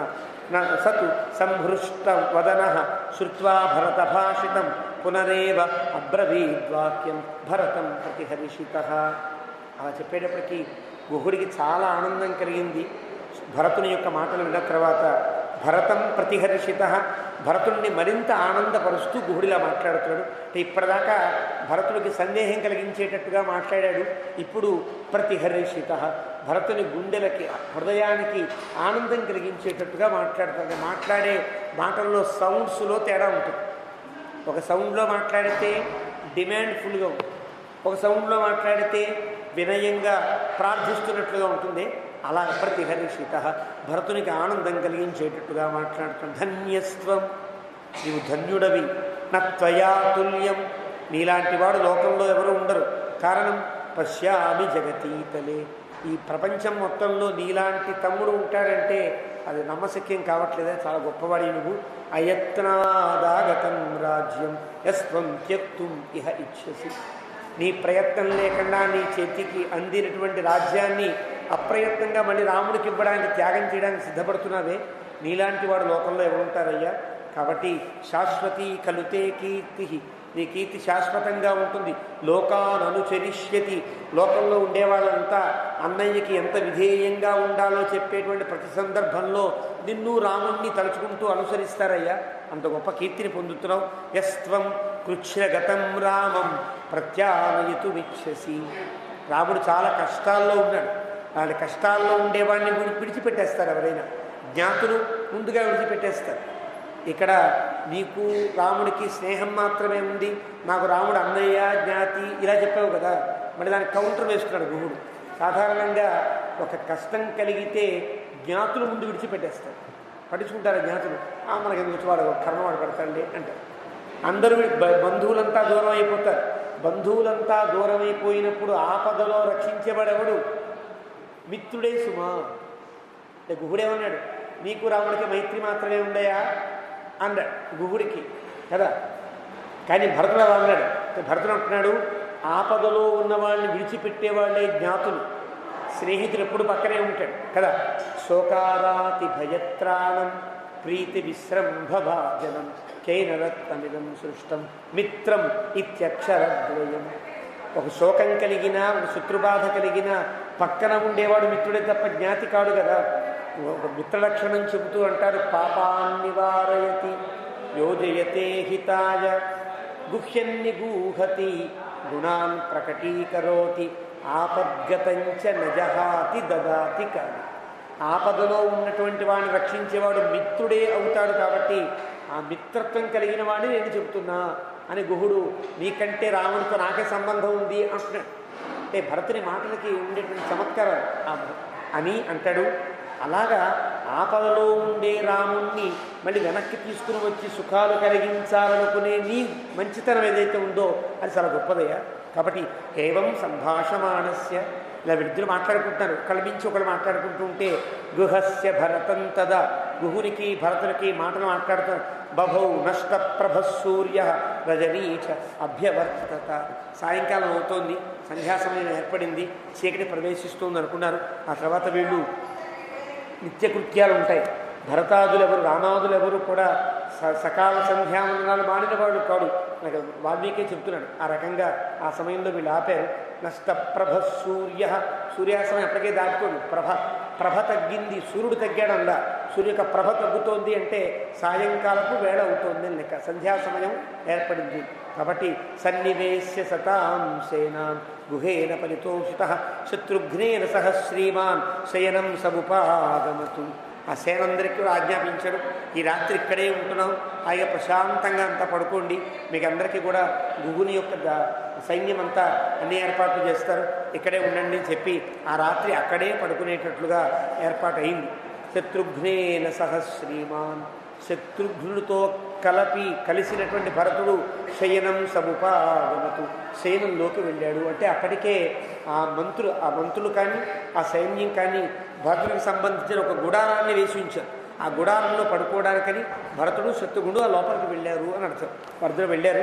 రామచింతామయశోక, వెళ్ళినవాడు హాయిగా పడుకున్నాడా అంటే ఇక్కడి నుంచి ఈ సర్గ చివరిదాకా భరతుడు ఎంత బాధపడుతున్నాడో చెప్తున్నాడు. గంభీరంగా గుహుడితో అనేశాడు, కానీ గుహుడు కూడా నన్ను అనుమానించే దుస్థితికి పొందానే అని బాధపడుతున్నాడు. రామచింతామయశోక, రామునికి దూరమైనటువంటి చింతతో కూడినవాడై బాధపడుతూ భరతస్య మహాత్ముడైన భరతుడికి ఉపస్థితో హ్యనర్హస్య ధర్మప్రేక్షస్య తాదృశ, ఈ కష్టం రావడానికి వీల్లేని స్థితి భరతుడు. ఇదంతా వద్దనుకుంటే హాయిగా రాజు సుఖములు ఉంటాయి, అవన్నీ వద్దనుకుని మళ్ళీ రాముడి దగ్గరికి వస్తున్నాడు. కాబట్టి ధర్మప్రేక్షస్య, ధర్మాన్ని కాంక్షించినవాడు కాబట్టి ఇంత కష్టానికి వెరవకుండా ఇతను ఉన్నాడని వాల్మీకి చెప్తూ అంతర్దాహేన దహన సంతాపయతి రాఘవం వనదాహాభిసంతప్తం గూఢ అగ్నిరివ పాదపం. ఒక అడవిలో కార్చిచ్చు ఏర్పడుతుంది, దాన్ని దవానలము అని అంటారు, లేక దావానలము అని అంటారు. అంటే ఏదో రెండు కొమ్మలు రాసుకుని ఆ కొమ్మల ద్వారా నిప్పు పుట్టి ఎండిపోయిన కొమ్మలంతా కాలిపోతూ ఆ నిప్పుల్లో పచ్చని చెట్లు కాలిపోతుంటాయి. అలాంటి దాన్ని దావానలము అని అంటారు. ఒక్కొక్క దాంట్లో ఒక్కొక్క అగ్ని ఉంటుంది, 3 రకాల అగ్నులు. మనలో జఠరం అనే అగ్ని ఉంటుంది, సముద్రంలో నీటిలో బాడవం అనే అగ్ని ఉంటుంది, అడవిలో దావము అనే ఒక అగ్ని ఉంటుంది. ఈ అగ్నులు 3 కూడా 3 విభిన్న రూపాలుగా ఉండే ఏకాగ్నియే. కాబట్టి అడవిలో ఉండే నిప్పు కనుక కాలుస్తూ ఉంటుంది. నిప్పు కాల్స్తే పైపైన కాలుస్తుంది అనుకోవచ్చు. ఒక చెట్టు కనుక లోపలే నిప్పు పుడతాయి. కొన్ని చెట్లు ఉంటాయి, సెమీగర్భలు అంటారు, అగ్నిగర్భలు అంటారు. అంటే సెమీ వృక్షం లాంటి వృక్షాలు ఉంటాయి అనుకోండి, వాడు లోపల ఎప్పుడు అగ్నిహోత్రం, ఎప్పుడు వేడిగా అగ్నిహోత్రం వెలుగుతూ ఉంటుంది, మనకు అది కనిపించేదేం కాదు. లోపల అలాగా లోపల అగ్నిహోత్రం వండుతూ ఉండేటువంటి చెట్టు గనక దావానంతో కూడిన అగ్నితో కూడి గనక కాలిపోతూ ఉంటే ఎంత భయంకరంగా కాలుతుందో అంత భయంకరంగా భరతుని యొక్క గుండె ఉన్నది అని వాల్మీకి వర్ణిస్తారు. అంటే పైనుంచి వచ్చే శోకం కాదు, ఎవరో తిట్టారని, ఎవరో పడ్డారని, ఎవరో అవమానం చేస్తున్నారని పైనుంచి కలిగిన దుఃఖం కాకుండా లోపల రాముని మీద ఉండే ప్రేమ అనే అగ్ని లోపల కాలుస్తోంది, బయటేమో అవమానం అనే అగ్ని కాలుస్తుంది. ఇలా రెండు అగ్నులతో కాలిపోయే చెట్టు ఎంత ఒక్కసారిగా కాలిపోతుందో అలా కాలిపోయేటట్టుగా భరతుడు ఉన్నాడు. అంటే భరతుడు వీళ్ళందరికంటే ఎక్కువ బాధపడుతున్నాడు అని చెప్పడం కోసమే వాల్మీకి శ్లోకాన్ని మనకు అందించాడు. అంతర్దాహం అని అంటారు, లోపల పుట్టిన నిప్పు అలాంటిది. ప్రసృత, ఎప్పుడైతే వేడిలా పెరుగుతుందో చెమట్లు కారిపోతాయి, ఒక్కసారిగా లోపల పడుకుంటే ఆయన చల్లగా ఉన్న ఎన్నో ఏర్పాటు చేస్తారు కదా, చేసినప్పటికి కూడా ప్రసృత సర్వగాత్రేభ్య స్వేదం శోకాగ్ని సంభవం యథా సూర్యాంశు సంతప్త హిమవాన్ ప్రసృతో హిమం. ఒక మంచు కొండ మీద ప్రచండంగా గనక సూర్యుడు గనక ప్రకాశిస్తే మంచు కరిగిపోయినట్లుగా అప్పటికప్పుడు భరతుని యొక్క శరీరం నుండి చెమట్లు కారిపోయాయి, ఒక ధారల్లా కారిపోయాయి. అంటే అర్థం అంత బాధ లోపల ఏర్పడింది అని చెప్పడం కోసం. ధ్యాన నిర్ధర శైలేన, ఇతను ఒక దుఃఖ పర్వతంలాగా ఉన్నాడు భరతుడు. ఎలాగా? ధ్యాన నిర్ధర శైలేన, రాముణ్ణి ధ్యానించడం అనేటువంటి పెద్ద పెద్ద బండరాళ్లతో కూడినటువంటిది. వినిశ్వసిత ధాతున, నిట్టూర్పులు విడుస్తుంటే ఆ నిట్టూర్పులన్నీ దైనికాది ధాతువుల వంటివి. దైన్య పాదపసంఘేన, అతడుండే దైన్య స్థితి చెట్ల వంటిది. శోకాయ శోక ఆయాస అధి శృంగిణ, ఆధి శృంగిణ. ఒక పక్క శోకం, ఒక పక్క ఆయాసం, ఒక పక్క ఆధి. ఆధి అంటే మనోవ్యధ అంటే. శోకంలో మనకు సాధారణంగా రెండు రకాల రోగాలు ఉంటాయి. శరీరానికి కలిగే రోగాన్ని వ్యాధి అని అంటారు, మనస్సుకు కలిగే రోగాన్ని ఆధి అంటారు. ఆధివ్యాధి హరంద్రూణాం అని కదా. ఆధి అంటే మానసికమైనటువంటి శోకం అంటారు. కాబట్టి శోకము, ఆయాసము, ఆధి శృంగి. ఆ పర్వతానికి ఎంత దుఃఖ పర్వతం కదా, దుఃఖ పర్వతానికి కొన్ని శిఖరాలు ఏవి అంటే ఏడుపు, తద్వారా కలిగిన ఆయాసము, మనోవ్యధ అనే శిఖరాలుగా ఉన్నాయి. వర్ణిస్తున్నాడు. అంటే దుఃఖానికి పర్వతానికి పోలిక, భరతునికి దుఃఖ పర్వతానికి ఉండే రూపకాన్ని వాల్మీకి చెప్తున్నాడు. ప్రమోహ అనంత సత్వే, పెద్ద మోహం. ఆ మోహం ఎలా ఉన్నది అంటే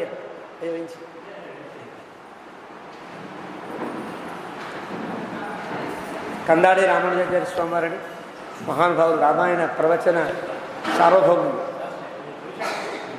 అదే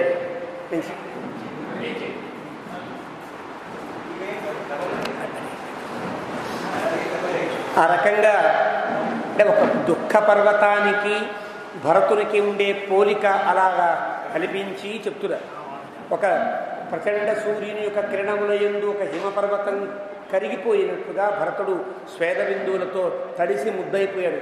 ఎన్ని ఏసీలు లోపల పెట్టినా, ఎన్ని రాసమర్యాదలు చేసినా కూడా లోపల ఉండే అంతర్దాహం వల్ల తడిసి ముద్దయిపోయినట్టుగా చెమట కారింది. అంత బాధపడుతున్నాడు. ప్రమోహ అనంత సత్వేన, పర్వతం మీద జంతువులు ఉంటాయి, ఈ పర్వతం మీద జంతువులు ఉన్నాయి. ప్రమోహములు, ప్రమోహములు అంటే ఒక మోహస్థితులు. అంటే రాముడిని చేయగలనా చేయలేనా, ఒకవేళ నేను రాముడిని అంగీకరింపచేయడానికి వెళితే రాముడు నన్ను అంగీకరింపచేసి నేనే రాజును చేసేస్తే, నేను రాజైనా నాకు అది ఇష్టం కాదు, రాముడు రాజు కాను రాను అన్నా అది ఇష్టం కాదు. ఇవన్నీ మోహాలు. ఇవన్నీ ఎలాంటి స్థితి ఏర్పడుతుందో తెలియదు. నేను బాగా మాట్లాడతాను, నాకంటే బాగా మాట్లాడతాడు రాముడు, నేను ఒప్పించాలంటే నన్నే ఒప్పిస్తాడు రాముడు కదా. కానీ ఇలాంటి ఆలోచనలన్నీ పెద్ద పెద్ద జంతువుల్లా పర్వతం మీద తిరిగినట్టుగా ప్రమోహ అనంత సత్వేన. అనంత సత్వము అంటే అనేక రకాల జంతువులతో కూడిన పర్వతము అంటారు. అని మహా సంతాప ఓషధి వేణున. సంతాపం అంటే ఒకసారి నిట్టూర్పు, బాధాకరంగా నిట్టూర్పులన్నీ కూడా ఓషధుల వలె ఆ పర్వతం మీద ప్రకాశిస్తున్నాయి. భరతుడు ఒక దుఃఖ పర్వతంలా ఉన్నాడు అని వాల్మీకి వర్ణించాడు. అని ఆక్రాంతో దుఃఖశైలేన భరత కైకయీసుత. అలా దుఃఖ పర్వతము చేత ఆక్రమించబడ్డ వాడిలా భరతుడు కైకయీసుతుడు. కైకేయి యొక్క కుమారుడు. ఇంత కష్టము కైకేయి వల్ల కలిగింది అని మళ్ళీ సూచన, వాల్మీకి చేసిన సూచన. వినిశ్వసన్వై భృష దుర్మనాస్తత ప్రమూఢ సంజ్ఞ పరమాపదంగత శవన్నలేభే హృదయజ్వరార్దిత నరర్షభో యూథహతో యథర్షభ.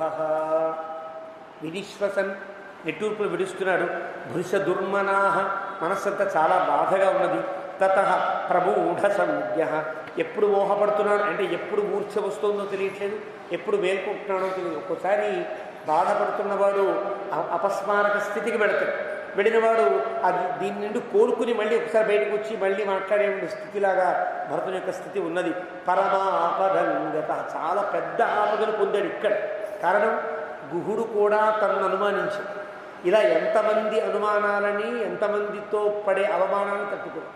మనస్సులోనేమో రాముడిని కావాలని కోరుకుంటున్నాను, నీ వల్లే రాముడు వెళ్ళాడు అంటే అదంతా గుచ్చుకుంటుంది. రాముడు అడవికి వెళ్ళడమే బాధపడుతున్నటువంటి భరతుని యొక్క గుండెల్లో నీ వల్లే అంటే కలిగే బాధ ఇంత అంతా కాదు కదా. కానీ పరమాపదంగత రాముని కంటే పెద్ద ఆపద భరతునికే ఏర్పడి శమన్నలేభే ఇంద్రియాలు తన యొక్క కంట్రోల్లోకి రావట్ల. ఎంత ఆపుకుందామనుకున్నా ఏదో ఒక బాధతో హృదయజ్వరార్దిత గుండెలో పుట్టిన జ్వరం వల్ల బాధపడుతున్నాడు ఆయన. నరర్షభ యూథహతో యథర్షభ. కొన్ని పుస్తకాల్లో యూథగతో ఉంటుంది, కొన్ని పుస్తకాల్లో యూథహతో ఉంటుంది. యూథహతో అనే పదమునకే వ్యాఖ్యానకర్తలు వ్యాఖ్యానాన్ని చేశారు. అంటే ఒక తన యొక్క నిజమైనటువంటి తన యొక్క మిత్రుల గుంపు నుండి విడిపోయిన ఒక ఆంబోతు ఎలా ఒంటరిగా ఫీల్ అవుతుంటుంది, ఒక ఒంటరిగా బాధపడుతూ ఉంటుందో అడవిలో, అలాగా ఒక్కడు ఒంటరివాడైనట్టుగా బాధపడుతున్నాడు అంటూ వ్యాఖ్యానం చేస్తారు. నేను ఒక్కడిని ఒకళ్ళ అయిపోయాను, అందరూ రాముని ప్రేమించేవాడే, నేను ఒక్కడే రాముడికి దుర్మార్గుణ్ణి అనే అభిప్రాయం తన మీద కలుగుతున్నట్లుగా బాధపడుతున్నాడు. గుహేన సార్ధం భరత సమాగత గుహునితో కలిశాడు భరతుడు. మహానుభావ సజన సమాహిత సుదుర్మనాస్తం భరతం తదా పునః గుహ సమాశ్వాసయతు అగ్రజం ప్రతి. ఈ శ్లోకం వల్ల మనకు ఏం తెలుస్తోంది అంటే శత్రుఘ్నుడు భరతుడు మాత్రమే పడుకోవడానికి వెళ్ళిన గుడారంలో భరతుడు తనతో సమానంగా గుహుడిని కూడా కూర్చోబెట్టుకున్నాడు. అక్కడ చెప్పాల, ఇక్కడ వాల్మీకి చెప్పాడు. అంటే ఆ రాత్రి అంతా గుహుడితో ఈయన ఇలా మాట్లాడుతూ ఉంటే, గుహుడు సాంత్వన పరుస్తూ ఉంటే, గుహ సమాశ్వాసయతు అగ్రజం ప్రతి, నీకేం పర్వాలేదు, రాముడిని మాట వింటాడు, మళ్ళీ రాజుస్తాడు, నువ్వు బాధపడకయ్యా అంటూ గుహుడు ఓదార్చేటట్టుగా. ఎవని వల్ల భరతుడు బాధపడ్డాడో తన వల్ల బాధపడ్డ గుహుణ్ణి తానే ఓదార్చే స్థితిని గుహుడు పొందాడంటే భరతుని యొక్క నిజాయితీ, భరతుని యొక్క నిర్మలత్వం మనకు తెలుసు. అలాగా గుహునుచే సమాశ్వాసనాన్ని పొందేటువంటి భరతుడు ఆ రోజు రాత్రి గడిపాడు అక్కడ అంటూ 85వ సర్గ ముగించాడు వాల్మీకి. 86వ సర్గ ప్రారంభం. అథ షడశీతితమః సర్గః ఆచచక్షేథ సద్భావం లక్ష్మణస్య మహాత్మనః భరతాయ అప్రమేయాయ గుహో గహనగోచరః. ఈ శ్లోకాన్ని వ్యాఖ్యానంలో చాలా చోటిస్తారు, చాలా సందర్భాల్లో అద్భుతంగా దీనికి వ్యాఖ్యానం చేస్తారు పెద్దలు. ఆచచక్షేథ సద్భావం, ఆచచక్షే చెప్పాడు, సద్భావం లక్ష్మణస్య మహాత్మనః. భరతుడు లక్ష్మణస్వామి గొప్పతనాన్ని చెబుతాడు. ఇప్పటిదాకా నారాయణుడు అనుకుంటాడు కదా భరతుడు. లక్ష్మణస్వామి అంటే నీవు రాముని కింద ఇంత ప్రేమ కలిగిన వాడు కదా, నీకంటే లక్ష్మణస్వామికి ఎంత ప్రేమ ఉన్నదో చూడు అంటూ లక్ష్మణస్వామి యొక్క గొప్పతనాన్ని భరతుడు చెప్తున్నాడు. ఆచచక్షేథ సద్భావం లక్ష్మణస్య మహాత్మనః. లక్ష్మణుడు ఎంత గొప్పవాడో చూడయ్యా భరత అంటూ నాకు ఒక చిన్న 51వ సర్గలో ఒక అనుభవం ఉన్నది. లక్ష్మణుడి వల్ల ఆపద కలుగుతుందేమో అని గుహుడు, గుహుని వల్ల ఆపద కలుగుతుందేమో అని భరతుడు, లక్ష్మణుడు, వీళ్ళిద్దరి వల్ల ఆపద కలుగుతుందేమో అని గుహ సైన్యము, వీళ్ళంతా రాముని ఎలా రక్షించుకున్నారో మనం అక్కడ చెప్పుకున్నామే. ఆ భావాన్ని గుహుడు ఇక్కడ చెప్తున్నాడు. చెప్తూ భరతాయ అప్రమేయాయ, సాటి లేనివాడు భరతుడు. అలాంటి సాటి లేని భరతునికి అద్భుతమైనటువంటి లక్ష్మణుని యొక్క అభిప్రాయాన్ని చెప్తున్నాడు. గుహో గహన గోచర. గహన గోచర అంటే 2 అర్థాలు. గహనం అంటే అడవి అని అర్థం, అడవి బాగా తెలిసినవాడు ఒక అర్థం కాదు. గహన గోచర గుండెల్లో లోతులుగా ఉండే అభిప్రాయములను బాగా ఎరిగినవాడు ఒక అర్థం. అంటే ఎవరి గుండెలో ఏ అభిప్రాయం ఉందో బాగా పట్టగలిగిన వాడు గుహుడు. అతను మాట్లాడుతున్నాడు. తం జాగ్రత్తం గుణైర్యుక్తం శరచాపాసిధారిణం భ్రాతృగుప్త్యర్థమత్యంతం అహల్లక్ష్మణమబ్రువం. ఇలాగే ఇదే స్థితిలో రాముడు వచ్చాడు. ఇక్కడే ఉండవలసి వచ్చింది. ఇక్కడే వాడు విశ్రాంతి తీసుకున్న సమయంలో భరతుడు లక్ష్మణస్వామితో నేను అన్నానయ్యా, తాను మెల్కొని ఉంటూ ఉంటే నువ్వు హాయిగా రెస్ట్ తీసుకోవయ్యా, మేమంతా కాపలా కాస్తాం, నువ్వు కూడా ప్రయాణం చేయాలి కదా అని చెప్పావు. చెప్తే భ్రాతృగుప్త్యర్థం, రాముణ్ణి రక్షించుకోవడం కోసమని తాను జాగారం చేశాడు అంటే అర్థం ఏంటి? మేము రాముని రక్షిస్తాం, నువ్వు పడుకో అంటే కూడా రాముణ్ణి రక్షించుకోవడం కోసం తాను జాగారం చేశాడు అంటే మా వల్ల ఏదన్నా ఆపద కలుగుతుందేమో అని లక్ష్మణస్వామి అంత జాగ్రత్తగా ఉన్నాడని ఒక్క మాటతో చెప్పి తర్వాత అంటున్నాడు, ఇయంతాత సుఖాశీయ. నేను లక్ష్మణస్వామితో ఇలా అన్నానయ్యా, రాముడికి సీతమ్మ వారికి పక్కలు ఏర్పాటు చేశాక లక్ష్మణస్వామి కాస్త దూరంగా పడి ఇంకొక పడక తయారు చేసి ఇయంతాత సుఖాశీయ, నువ్వు పడుకోవడానికి నాయన మంచి పక్కన ఏర్పాటు చేశాము, ఇక్కడ పడుకో అన్నాడు. తాత అంటే నాయన అని అర్థం. అంటే గుహుడు చాలా పెద్దవాడు, వృద్ధ అని చెప్పాడు కదా వాల్మీకి, వీకంటే కొంచెం పెద్దరికే ఉన్నది కాబట్టి తాత నాయన ఇక్కడ పడుకో, త్వదర్థముపకల్పిత, నీకోసం ప్రత్యేకంగా ఈ పడక తయారు చేశా, ప్రత్యాశ్వసి శేష్వ అస్యాం సుఖం రాఘవనందన, దీనికి సుఖంగా పడుకోవయ్యా అని నేను చెప్తే అంటాడు ఆయన, ఉచితోయం జనసర్వ దుఃఖానాంతం సుఖోచిత ధర్మాత్మన్ తస్య గుప్త్యర్థం జాగరిష్యామహే వయం. మా అన్నని కాపాడుకోవద్దా అన్నాడు లక్ష్మణస్వామి. అంటే అంటున్నాడు, ఉచితోయం జనసర్వ దుఃఖానాంతం సుఖోచిత, మేమంతా కష్టాలు పడ్డానికి పుట్టినవాళ్ళు, మా కష్టాలు పెద్ద కష్టమేం కాదు, రాత్రి జాగారాలు ఉండవు, అడవిలో ఉండేవాళ్ళం, ఎప్పుడు ఏ క్రోజంతో వస్తుందో మాకు తెలియదని. కాబట్టి తెలిస్తే మేము ఎంత జాగ్రత్తలో ఉంటాం, కష్టాలు పడ్డం అలవాటైన వాళ్ళం మేము. త్వం సుఖోచిత, మీకు సుఖాలే అలవాటు, కష్టాలు మీకేం తెలియవు కదా, కడుపు పడుకో, రాముణ్ణి రక్షించుకోవడం కోసం గుప్త్యర్థం జాగరిష్యామహే, మేం కాపలా కాస్తాం కదా అన్నాడు గుహుడు. అంటే నహి రామాత్ ప్రియతరో మమాస్తి భువి కశ్చన మోత్సుకో భూ బ్రవీణ్యేతత్ అప్యసత్యంతవాగ్రత. ఒక మాట చెప్తానే, నహి రామాత్ ప్రియతర, నాకు రాముడి కంటే ఇష్టమైనటువంటి వ్యక్తి ఈ లోకంలో ఏదీ లేదు, ఏ వస్తువు లేదు. భార్య కావచ్చు, తండ్రి కావచ్చు, తల్లి కావచ్చు, అమితంగా ప్రేమించేది కదా భర్త. వివాహితుడికి భార్య అమితమైన ప్రేమస్థానంలో ఉంటుంది, తర్వాత తల్లి, తర్వాత తండ్రి, తర్వాత పరివారం అంటారు. ఇక్కడ నహి రామాత్ ప్రియతర, నాకు రాముడి కంటే ప్రియతరమైన, తరతమ ప్రత్యయం అంట. తరతమ ప్రత్యయం ఎప్పుడు చేయాలి? ఇద్దరిలో ఉన్నప్పుడు తర ప్రత్యయం చేర్చాలి, చాలామందిలో ఉంటే తమ ప్రత్యయం చేర్చాలి. మామూలుగా చెప్తే ప్రియ అనాలి.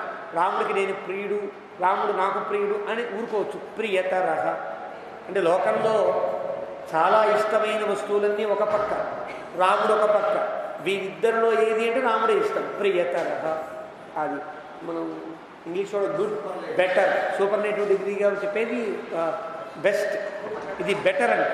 బెటర్ అనేది మధ్యలో ఉంటుంది. అంటే ఈ లోకమంతా ఒక ఎత్తు, రాముడు ఒక ఎత్తు.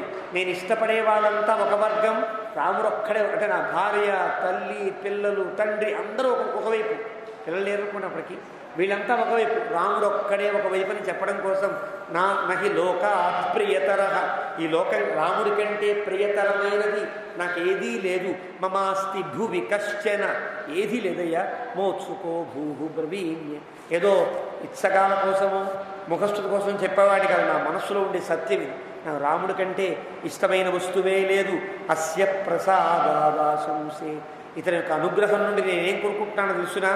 లోకేస్మిన్ సుమహద్యశ, నా గొప్ప కీర్తి కావాలని కోరుకుంటున్నాను. నేను స్వార్థం కోసమే చేస్తున్నా రాముని యొక్క రక్షణ.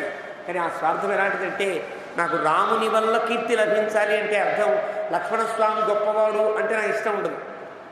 రాముడి తమ్ముడండి లక్ష్మణుడు, ఎంత గొప్పవాడండి అంటే ఇష్టం. అస్య ప్రసాదాత్ ఆశంసే, నాకు ఎలాంటి కీర్తి కలిగినా రాముడి వల్ల కలగాలి, నాకు ఎలాంటి ఆరాధన కలిగినా రాముడి వల్ల కలగాలి, నాకు ఎలాంటి ఉత్సవం జరిగినా రాముడి వల్ల కలగాలి. అందుకనే రాముడితో పాటు లక్ష్మణస్వామికే ఆరాధన, రాముడితో పాటు లక్ష్మణస్వామికే ప్రతిష్ట, రాముడితో పాటు లక్ష్మణస్వామికే ఉత్సవాలు. భరతునికి ఉంది, శత్రుఘ్నునికి ఉన్నదా? ఎవరికీ లేదు. కారణం అస్య ప్రసాదాతు ఆశంసే లోకేస్మిన్ సుమహద్యశ రాముని పట్టే నా కీర్తి అయిన ధర్మ అవాప్తించ విపుల. నాకు ధర్మాలు వేరే అక్కర్లా. నేను ఈ మాటని అయోధ్యాకాండ ప్రారంభంలోనే చెప్పాడు లక్ష్మణస్వామి. నాకు ఏ ధర్మం లేదు, రాముని రక్షించుకోవడం, రాముడు సుఖంగా ఉంటే చూచి పొంగిపోవడం తప్ప ఒక జీవుడికి ఒక స్వాతంత్ర్యంగా ఉన్న శేషత్వమే లక్షణముగా కలిగిన జీవుడు ఆనందాన్ని పొందుతాడనేటువంటి వేదాంత శాస్త్రంలో మోక్షాన్ని పొందుతాడు కదా. మోక్షాన్ని పొంది జీవుడు ఆనందిస్తాడా అంటే ఈ మోక్షాన్ని ఆనందం కోసము అని జీవుడు అనుకుంటే వాడి జీవత్వ పరిపూర్తి ఉన్నట్టుగా. అంటే నాకు మోక్షం కలిగినటువంటి ఈ ఆనందం కూడా ఆయన ఆనందమని, ఆయన ఆనందపడుతుంటే ఆయన ఆనందపడ్డమే నా ఆనందం అనుకున్నప్పుడే మోక్షం అవుతుంది. అంటే మీకు అర్థమైందో లేదో తెలియదు. అంటే ఆ ఫలాన్ని పొందడం అనేది నా గొప్ప కాదు. ఆ ఫలం నేను ఆయన సమానంగా అనుభవించవలసిన ఫలం. సోష్ణుతే సర్వాన్ కామాన్ సహ బ్రహ్మణ విపశ్చిత ఇది. బ్రహ్మణ విపశ్చిత సహ అశ్నుతే. బ్రహ్మణ సహ అశ్నుతే. బ్రహ్మతో పాటు పరబ్రహ్మతో పాటు ఈ ఫలాన్ని పొందేవాడు జీవుడు. అప్పుడు జీవుడు అబ్బా ఎంత ఆనందాన్ని పొందుతున్నా అనుకుంటే కనుక ఈ మోక్షం సాఫల్యాన్ని పొందదు. అంటే నన్ను పొందిన భగవంతుడు అబ్బా ఎంత గొప్పగా ఆనందిస్తున్నాడు, ఆయన ఆనందం కలిగితే ఆనందం చూస్తే నాకు ఆనందం కలుగుతోంది అనుకుంటే ఈ జీవుడు పరిపూర్ణుడవుతాడు. అది మోక్షం యొక్క గొప్పతనం. మోక్షం రావడం నీ ఆనందం కోసమా ఆయన ఆనందం కోసమా అని ప్రశ్న శ్రీవచన భూషణంలో. ఆయన ఆనందం కోసమే మనకి మోక్షం. ఒక తండ్రి ఒక పిల్లవాడిని దూరం చేసుకుంటే ఆ పిల్లవాడు దూరం అయిపోయి చాలా కాలం తర్వాత తండ్రి ఒడిలోకి చేరితే పిల్లవాడు పడే ఆనందం కంటే తాను కోల్పోయిన పిల్లవాడు నా ఒడిలోకి చేరినప్పుడు ఆ తండ్రో తల్లో పొందే ఆనందం గొప్పది. ఆనందం చూస్తే ఆనందం కలిగితే వీడికి అది ఆనందం. అమ్మయ్య మా ఇంటికి వచ్చేసా గంజి రోజు అన్నం తినచ్చు, జీడిపప్పులు తినచ్చు ఇలా అనుకుంటే అది స్వార్థం అవుతుంది. అంటే నన్ను పొంది మా నాన్న ఎంత ఆనందిస్తున్నాడు అని గనక ఆనందించగలిగితే అది సంపూర్ణమైనటువంటి మోక్ష ఫలం లభిస్తుంది అని మన వేదాంత శాస్త్రంలో చెప్తారు. కాబట్టి ఇక్కడ ధర్మావాప్తించ విపుల. నాకు ఏ ధర్మమైనా రాముడితో, ఏ ఆనందమైనా రాముడితో. ఈ శ్లోకం కూడా చాలా గొప్ప శ్లోకం. ధర్మావాప్తించ అర్ధావాప్తించ కేవల. ఈ లోకంలో కనుక ఏ ప్రయోజనం నెరవేరినా అది రాముని వల్ల నాకు నెరవేరాలి తప్ప అంటే ఏం లేదు, ఈయన అనుగ్రహం నాకు కావాలి తప్ప ఈ అనుగ్రహంతో వచ్చిన ధర్మం కావచ్చు, మోక్షం కావచ్చు, అర్థం కావచ్చు, చతుర్విధ పురుషార్థములలో మోక్షాన్ని అనుసరించి ఉండే ధర్మార్థ కామములు 3 కూడా నాకు రాముడే అని చెప్పారు. పురుషార్థములు అంటేనే మనిషికి ఇవే కావాలి. నాకు ఆ 3 కూడా రాముని వల్ల కావాలి తప్ప రామునికి దూరంగా రాముడు లేకుండా అక్కర్లేదు అని జీవలక్షణ పరిపూర్తిని కలిగించేటువంటి లక్ష్మణస్వామి యొక్క శ్లోకం. ఇది జీవుడిలా బతకాలి అని చెప్పడం. అంటే మన యొక్క ధర్మం ఏదైనా అది భగవదధీనమై ఉండాలి. మనం చేసే కర్మ భగవదారాధనాన్ని గుర్తించాలి. కర్మ కైంకర్యత్తిలే. కర్మ కైంకర్యంలో ప్రవేశిస్తుంది అని అంటారు శ్రీవచన భూషణంలో. మనం చేసే కర్మ ఏది నిత్యానుష్ఠానం ఉంటుంది, సంధ్యావందనం ఉంటుంది, బ్రహ్మయజ్ఞం ఏదో ఉంటాయి. అవి దేనికి అంటే భగవంతుని సేవలోకి భాగం తప్ప ఇది కనుక సంధ్యావందనం చేస్తే కనుక నాకు పాపం అంతా పోతుంది, సంధ్యావందనం చేస్తే కనుక నాకు యోగ్యత కలుగుతుంది, సంధ్యావందనం చేస్తేనే నేను మహాయజ్ఞాన్ని చేయగలుగుతా ఇలా అనుకోవడానికి వీల్లేదు. ఈ సంధ్యావందనం కూడా నిత్య కర్మ రూపమైన భగవత్ కైంకర్యము అని చెప్పడం కోసమే శ్రీ వైష్ణవ సంప్రదాయంలో అద్భుతమైనటువంటి గొప్ప విధానాన్ని సంకల్పం మార్చారు. కర్మ మార్చాలి, సంకల్పం మార్చారు. సంకల్పంలో ఇతరుల సంకల్పం ఏం చెప్తారు, భగవంతుని యొక్క ప్రీత్యర్థం నాకు అన్ని పాపాలు పోవడానికని సంకల్పం చేస్తారు. మమ దురిత క్షయ ద్వారా పరమేశ్వర ప్రీత్యర్థం అని అంటే, లేదా భగవత్ ప్రీత్యర్థం, శ్రీమన్నారాయణ ప్రీత్యర్థం అని సంకల్పం చెప్పేవాడు ఉన్నారు. కానీ వైష్ణవులలో ఆ సంకల్పం చెప్పరు. భగవద్భాగవత ఆచార్య కైంకర్య రూపేణ ఈ ఫలానా కర్మ కరిష్యే. నా పిల్లవాడికి అన్నప్రాసన చేసుకున్నా అది భగవద్భాగవతాచార్య కైంకర్యమే. నా పిల్లవాడికి ఏం చేసినా, నేను మా పిల్లవాడికి పెళ్లి చేసినా కూడా అది భగవంతునికి సేవ లాంటిదే అని భావించగలిగినప్పుడు మాత్రమే కర్మ సాఫల్యాన్ని పొందుతుంది. అంటే ఇంత గంభీరమైన అర్థాన్ని చెప్పేటువంటి శ్లోకం లక్ష్మణస్వామి యొక్క వాక్యం. ధర్మ అస్య ప్రసాదాదాశంసే. ఈ రాముని అనుగ్రహం వల్ల ధర్మమైన, కామమైన, మోక్షమైన, అర్థమైన ఇంత రాముడి వల్లే అని చెప్పగలగడం అంటే లక్ష్మణస్వామి యొక్క అద్భుతమైనటువంటి పాత్రని ఆకాశానికి ఎత్తి చూపిస్తున్నాడు భరతునికి. ఆచచక్షేథ సద్భావం గుహో గహనగోచర. అద్భుతమైనటువంటి గుండెల లోతులలో ఉండే అభిప్రాయములు బాగా ఎరిగిన గుహుడు చెప్పే మాటలు అంత బాగా చెప్తున్నాడు. చెప్పి సోహం ప్రియసఖం రామం, అలాంటి నా రాముడు సీతమ్మతో కూడి ఇలా కింద పడుకుంటే నాకు నిద్రలా పడుతుంది. ఇంత కష్టపడుతూ ఉంటే హంసతూలికా కల్పం మీద పడుకుని సుఖించే నా రాముడు రాళ్ళ మీద ఆకుల మీద పడుకుంటే నాకు నిద్ర పడుతుందా? కాబట్టి రక్షిష్యామి ధనుష్పాణి, రక్షిస్తూనే ఉంటా. కాబట్టి సర్వై స్వైజ్ఞాతిభి సహ నహి మే అవిదితం కించిత్ వనేస్మిన్ చరతః సదా చతురంగం హ్యపి బలం రసహేమ వయం యుధి. ఇది రెండు మాటలు. గుహుని యొక్క వైపు నుంచి కూడా ఇదే అభిప్రాయం మనకు కనిపిస్తుంది. లక్ష్మణస్వామి యొక్క అభిప్రాయం కూడా ఇదే మనకు కనిపించేటట్టుగా ఉంటుంది. మళ్ళీ చెప్తున్నాడు ఆయన, సోహం ప్రియ సఖం రామం శయానం సహ సీతయ. గుహుని యొక్క వైపు నుంచి కూడా అస్య ప్రసాదాశంసే లోకేస్మిన్ సుమహద్యశ ధర్మావాప్తించ విపులాం అర్ధావాప్తించ కేవలం. ఇది గుహుని యొక్క మాటలు.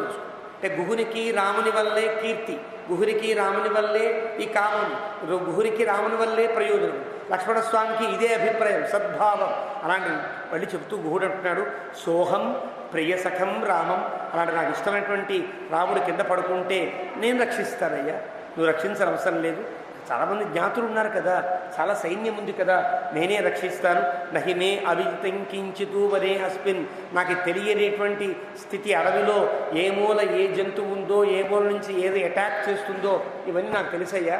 కాబట్టి నాకు తెలియందేం లేదు, కాబట్టి నేను రక్షిస్తాను. చతురంగ బలం కూడా సిద్ధంగా ఉంది, నువ్వు పడుకో అన్నాడు. ఏవ భస్మాభిరుక్తేన, ఇలా నాచే చెప్పబడినప్పటికీ కూడా లక్ష్మణేన మహాత్మన, లక్ష్మణస్వామి ఏమంటాడంటే అనునీతా వయం సర్వే ధర్మమేవానుపశ్యత. ధర్మాన్ని మాత్రమే ఆలోచించగలిగే మహాత్ముడైన లక్ష్మణస్వామి అనునీతా వయం సర్వే, మా అందరినీ కూడా అనునయింపజేశాడు, మా అందరినీ ఓదార్చాడు లక్ష్మణస్వామి. ఎలాగంటే కథం దాశరథౌ భూమౌ శయానే సహ సీతయా శక్యా నిద్రామయా లబ్ధుం జీవితం వా సుఖాని చ. రాముడు దశరథుని కుమారుడైన రాముడు, చక్రవర్తి కదా దశరథుడు. ఆ చక్రవర్తి బిడ్డడైన రామచంద్రమూర్తి ఇలా కింద పడుకుంటే సీతమ్మతో పాటు శక్యా నిద్రామయా లబ్ధుం, నాకు నిద్ర పడుతుందయ్యా. జీవితం వా సుఖాని చ, నా జీవితము ఒక్కర్లా, ఈ సుఖాలు ఒక్కర్లా. యోన దేవాసురై సర్వై శక్య ప్రసహితుం యుధి తం పశ్య గుహ సంవిష్టం తృణేషు సహ సీతయ. ఎవని ముందైతే దేవతలు కావచ్చు, అసురులు కావచ్చు, ఎవరైనా కావచ్చు, ఎంత గొప్ప పరాక్రమవంతులైనా రాముని ముందు నిలబడలేదే, ఎలాంటి వాడినైనా జయించగలిగినటువంటి గొప్ప పరాక్రమవంతుడే రాముడు. అలాంటి రాముడు ఏమీ లేనివాడిలాగా సీతమ్మతో పాటు ఆ ఆకుల మీద పడుకుంటే ఎలా నాకు మనసు ఒప్పుతుందయ్యా. తృణేషు, గడ్డి మీద పడుకున్నాడయ్యా. మహతా తపసా లబ్ధ, ఎంత తపస్సు చేస్తే రాముడు పుట్టాడు. ఇది వివిధైశ్చ పరిశ్రమై, ఎన్నెన్ని యాగాలు, ఎన్నెన్ని నోములు, ఎన్నెన్ని వ్రతాలు. కౌశల్య చేయని నోము ఏదైనా ఉందా, అన్ని నోములు చేసింది రాముణ్ణి కండం కోసం. రాముణ్ణి కుమారుడు కలగాలని ఎన్నెన్ని నోములు చేశారు. వివిధైశ్చ పరిశ్రమై, చాలా పరిశ్రమ చేశారు. కౌశల్య చేసింది, దశరథ యాగాలు చేశాడు. అదృష్టం కొద్దీ ఏకో దశరథస్యేష పుత్ర సదృశ లక్షణ, ఒక అద్భుతమైన కుమారుడు కలిగాడయ్యా. సదృశ లక్షణ, అన్ని రకములా తగినటువంటి యోగ్యతలు కలిగినటువంటి కుమారుడు రాముడు పుట్టాడు. అస్మిన్ ప్రవ్రాజితే, ఇలాంటి రాముడు కనుక అడవికి వస్తే రాజా చిరన్ నవర్తయిష్యతి. రాము అక్కడ దశరథుడు బతుకుంటాడు అనుకుంటున్నావా అని అక్కడన్నాడు, అప్పుడన్నాడు. ఇప్పుడు సరిపోయిన తర్వాత సందర్భం కాదు ఇది. 51వ సర్గలోనో 50వ సర్గలోనో మనకి ఈ సందర్భం వస్తుంది. అంటే రాముడు గనక అడవికి వచ్చినటువంటి కొద్ది కాలంలోనే దశరథుడు బతికి ఉండడు. ఇది లక్ష్మణస్వామి చెప్పిన జోస్యం అన్నమాట. విధవా మేదిని నూనం క్షిప్రమేవ భవిష్యతి, నా రాజ్యమంతా విధవాత్వాన్ని పొందుతుంది, అంటే భర్త లేని భార్య స్థితిని పొందుతుంది నా రాజ్యమంతా. వినద్య సుమహానాదం క్రమేణ ఉపరతా స్త్రియ నిర్ఘోష ఉపరతం తాత మన్యే రాజ వివేశనం. ఒక్కసారిగా పెద్ద పెట్టున అక్కడ ఉండేవారంతా బాధపడి తనువును సాధించేటట్టుగా నా రాజగృహం అంతా ఏడుస్తూ ఉంటుంది. కౌసల్యా చైవ రాజా చ తథైవ జననీ మమ నాశంసే యది జీవేయు సర్వే తే శర్వరీమిమాం. నాకైతే నమ్మకం లేదు, దశరథుడు జీవించి ఉంటాడని నమ్మకం లేదు. మా పెద్దమ్మగారు కౌసల్య బతికి ఉంటుందని తెలీదు. మా అమ్మ కూడా అనుమానమే, కానీ మా అమ్మ కొంచెం బతికే అవకాశం ఉన్నది. ఎందువల్ల తెలుసునా? నా సంశే ఇది జీవేయు సర్వేతే శర్వరీమిమాం. ఈ రాత్రిని, రాముడు విడిచిన రాత్రిని వాడు బతికి ఉంటారన్న గ్యారంటీ లేదయ్యా. వాడంతా రాముడి కోసం బాధపడి మరణిస్తారు. కానీ జీవేదపి మే మాత, మా అమ్మగారు బతుకుంటారు. ఎందుకో తెలుసునా? శత్రుఘ్నస్య అన్భవేక్షయ దుఃఖితాయాతు కౌసల్య వీరసూహు వినశిష్యతి. శత్రుఘ్నుడి కోసం, శత్రుఘ్నుడిని రక్షించుకోవడం కోసమని, శత్రుఘ్నుడు ఇద్దరు పిల్లలు కదా ఆవిడకి. ఇద్దరు పిల్లల్లో ఒక పిల్లవాడు రాముడితో వెళ్ళాడు, శత్రుఘ్నుడు ఉన్నాడు కదా. అందరూ కనుక చనిపోతే ఆ పిల్లవాడికి తల్లి లేని ఆదరవు లేనటువంటి వాడవుతాడని శత్రుఘ్నుని మీద కోసం, శత్రుఘ్నుని యొక్క బతుకు కోసం మా అమ్మగారు కొంచెం గట్టిగా నిలదొక్కుని బతుకుతుందేమో తప్ప ఇంకెవరు బతకరు. మా అమ్మ బతికే అవకాశం ఉండదు. కైకేయి ఎలాగో బతుకుతుంది, బండరాయి కాబట్టి బతుకుతుంది అన్నట్టుగా కైకేయి ప్రస్తావన చేయలే. మా అమ్మగారు బతికి ఉండొచ్చు, శత్రుఘ్నుడి కోసం బతికి ఉండొచ్చు. దుఃఖితాయాతు కౌసల్య వీరసూహు వినశిష్యతి. దుఃఖంతోనే కౌసల్య మరణిస్తుంది. అతిక్రాంతం అనవాప్య మనోరథం రాజ్యే రామమనిక్షిప్య పితామే వినశిష్యతి. రాముడికి రాజ్యాన్ని అప్పజెప్పాలని ఎన్నెన్ని అడ్డంకులను, ఎన్నెన్ని ఆపదలను దాటుకుంటూ వచ్చి రాముడికి రాజ్యాన్ని అప్పజెప్పలేని స్థితిని పొందాడు మా నాన్నగారు. కాబట్టి అనవాప్య మనోరథం, మా తండ్రి గారి యొక్క మనోరథం నెరవేరలేదు, రాముడు అడవికి వచ్చాడు. కాబట్టి ఖచ్చితంగా తన చిరకాల వాంఛ రాముణ్ణి రాజుగా చూడడమే. కాబట్టి ఇంకా రాముని రాజుగా చూసే అవకాశం లేదు. కాబట్టి మా నాన్నగారు బతికి ఉండే అవకాశం లేదు. సిద్ధార్థా పితరం వృత్తం తస్మిన్ కాలే ఉపస్థితే ప్రేతకార్యేషు సర్వేషు సంస్కరిష్యంతి భూమిపం. అక్కడ ఉండేటువంటి భరత శత్రుఘ్నులిద్దరూ కూడా చాలా అదృష్టవంతులు. అక్కడ ఉన్నవాళ్ళంతా అదృష్టవంతులు. మా నాన్నగారికి ఔర్ధ్వదైహిక క్రియలని చాలా హాయిగా ఆచరిస్తారు. హాయిగా అంటే చాలా గొప్పగా, శాస్త్రీయంగా, విధిగా ఆచరిస్తారు. వాళ్ళంతా కూడా యోగ్యులు, సిద్ధార్థులు. అంటే చేయవలసిన కృత్యములు చేసిన వారే తరిస్తారు. మేము దూరమయ్యాం కదా. కాబట్టి ప్రేత కార్యేషు సంస్కరిష్యంతి భూమిపం. ఔర్ధ్వదైహిక క్రియలు, అపరకర్మ క్రియల్ని కూడా హాయిగా ఆచరిస్తారు వారు. రమ్య చత్వర సంస్థానాం సువిభక్త మహాపథాం హర్మ్య ప్రాసాద సంపన్నాం సర్వరత్న విభూషితాం గజాస్పర్ధ సంబాధాం తూర్యనాద వినాదితాం సర్వకళ్యాణ సంపూర్ణాం హృష్టపుష్ట జనాకులాం ఆరామోద్యాన సంపూర్ణాం సమాజోత్సవశాలిని సుఖితా విచరిష్యంతి రాజధానీం పితుర్మమ. దశరథుడి యొక్క మరణానికి ముందు రాజ్యం ఎట్లా ఉంటుందో, మేమంతా బాగుంటే రాజ్యం ఎట్లా ఉంటుందో ఇలా ఉంటుంది. ఇప్పుడు ఇలా ఉండదు. రాజ్యం ఎలా ఉంటుందో, ఎంత పరిపూర్ణంగా ఉండేదో అన్నీ వర్ణించారు. మంచి అందమైనటువంటి రమ్య చత్వరాలు, అంటే 4 రోడ్ల కూడలు అంటే సెంటర్స్, అవన్నీ ఎంత అందంగా ఉంటాయి. సువిభక్త మహాపథ, అన్ని దారులు తీర్చిదిద్దినట్లుగా ఉంటాయి. హర్మ్య ప్రాసాద సంపన్న, అందరూ చక్క పెద్ద భవనాల్లో ఆనందంగా గడుపుతారు. సర్వరత్న విభూషిత, అందరూ హాయిగా ధనవంతులై ఉంటారు. గజాస్మరణ సంబాధ, ఎప్పుడు ఏనుగులు, గుర్రాలు, రథాలు తిరుగుతున్న అయోధ్య చాలా హడ సంరంభంగా ఉంటుంది. తూర్యనాద వినాదిత, ఎప్పటికప్పుడు మంగళవాద్యాలు మోగుతూ ఉంటాయి. సర్వకళ్యాణ సంపూర్ణ, అందరికీ శుభకరమనే జరుగుతూ ఉంటాయి. హృష్టపుష్ట జనాకుల, ఆనందంతో బలుపెక్కిన జీవితం. ఏదో తిండి తింటే బలుపెక్కడం కాదు, ఆనందం మనసులో నిండా ఆనందం ఉంటే శరీరం ఆరోగ్యంగా ఉంటుంది. అలా హృష్టపుష్ట జనాకుల, ఆనందంతో నిండిన ఆరోగ్యవంతులే మా వాడంతా ఎంత బాగుంటారో కదా.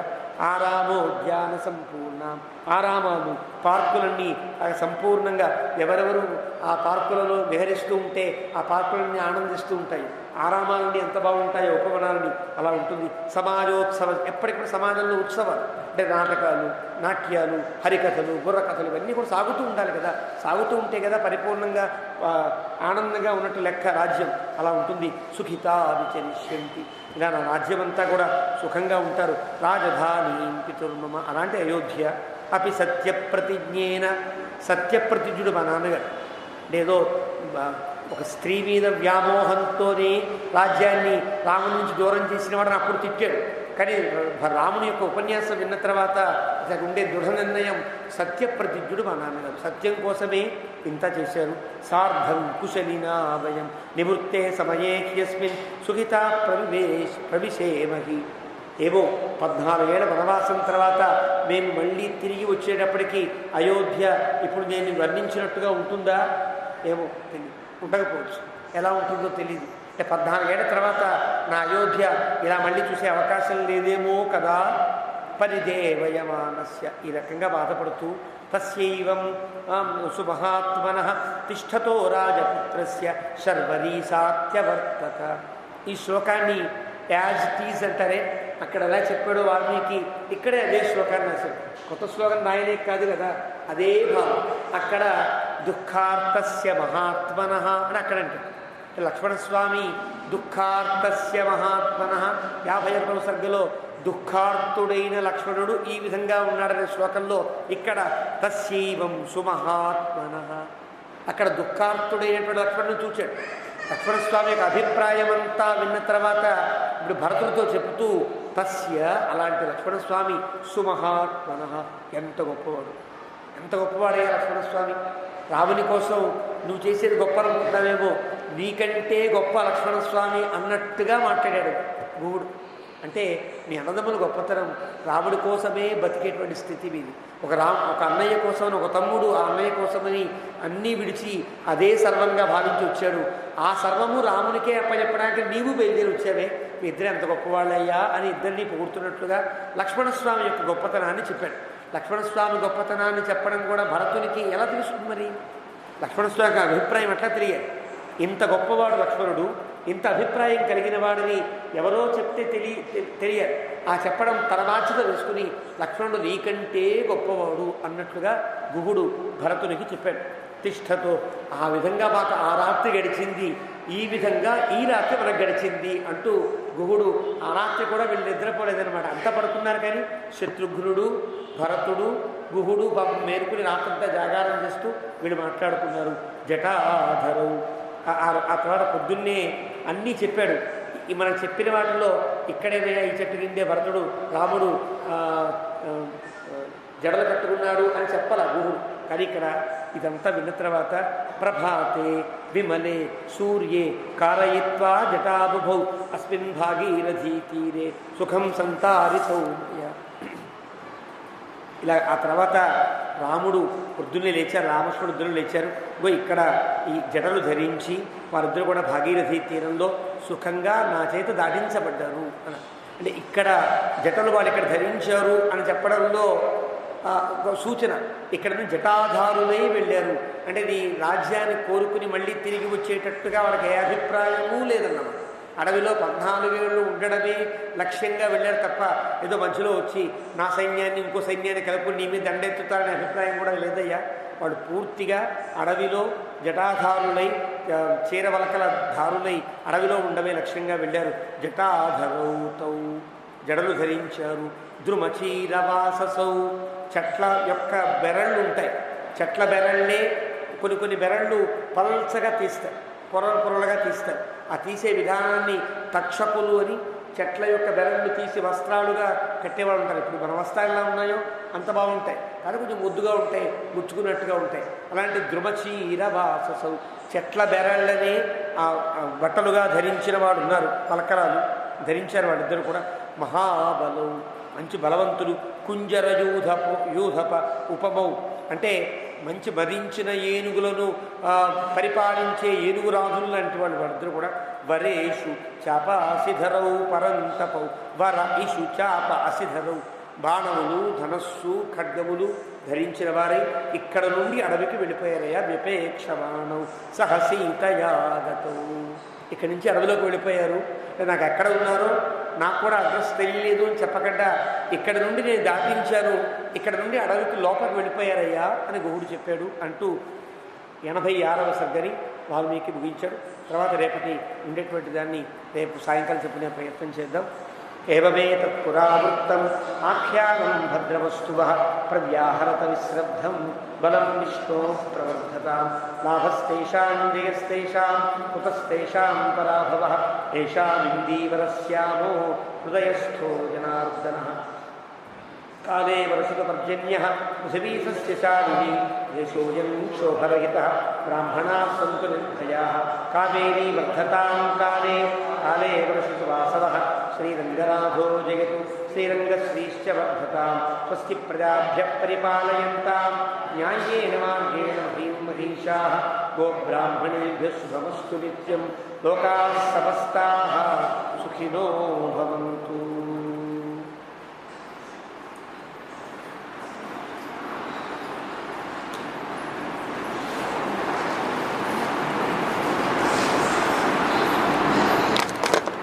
టికెట్ తీసుకున్నావా? టికెట్ పెట్టావా?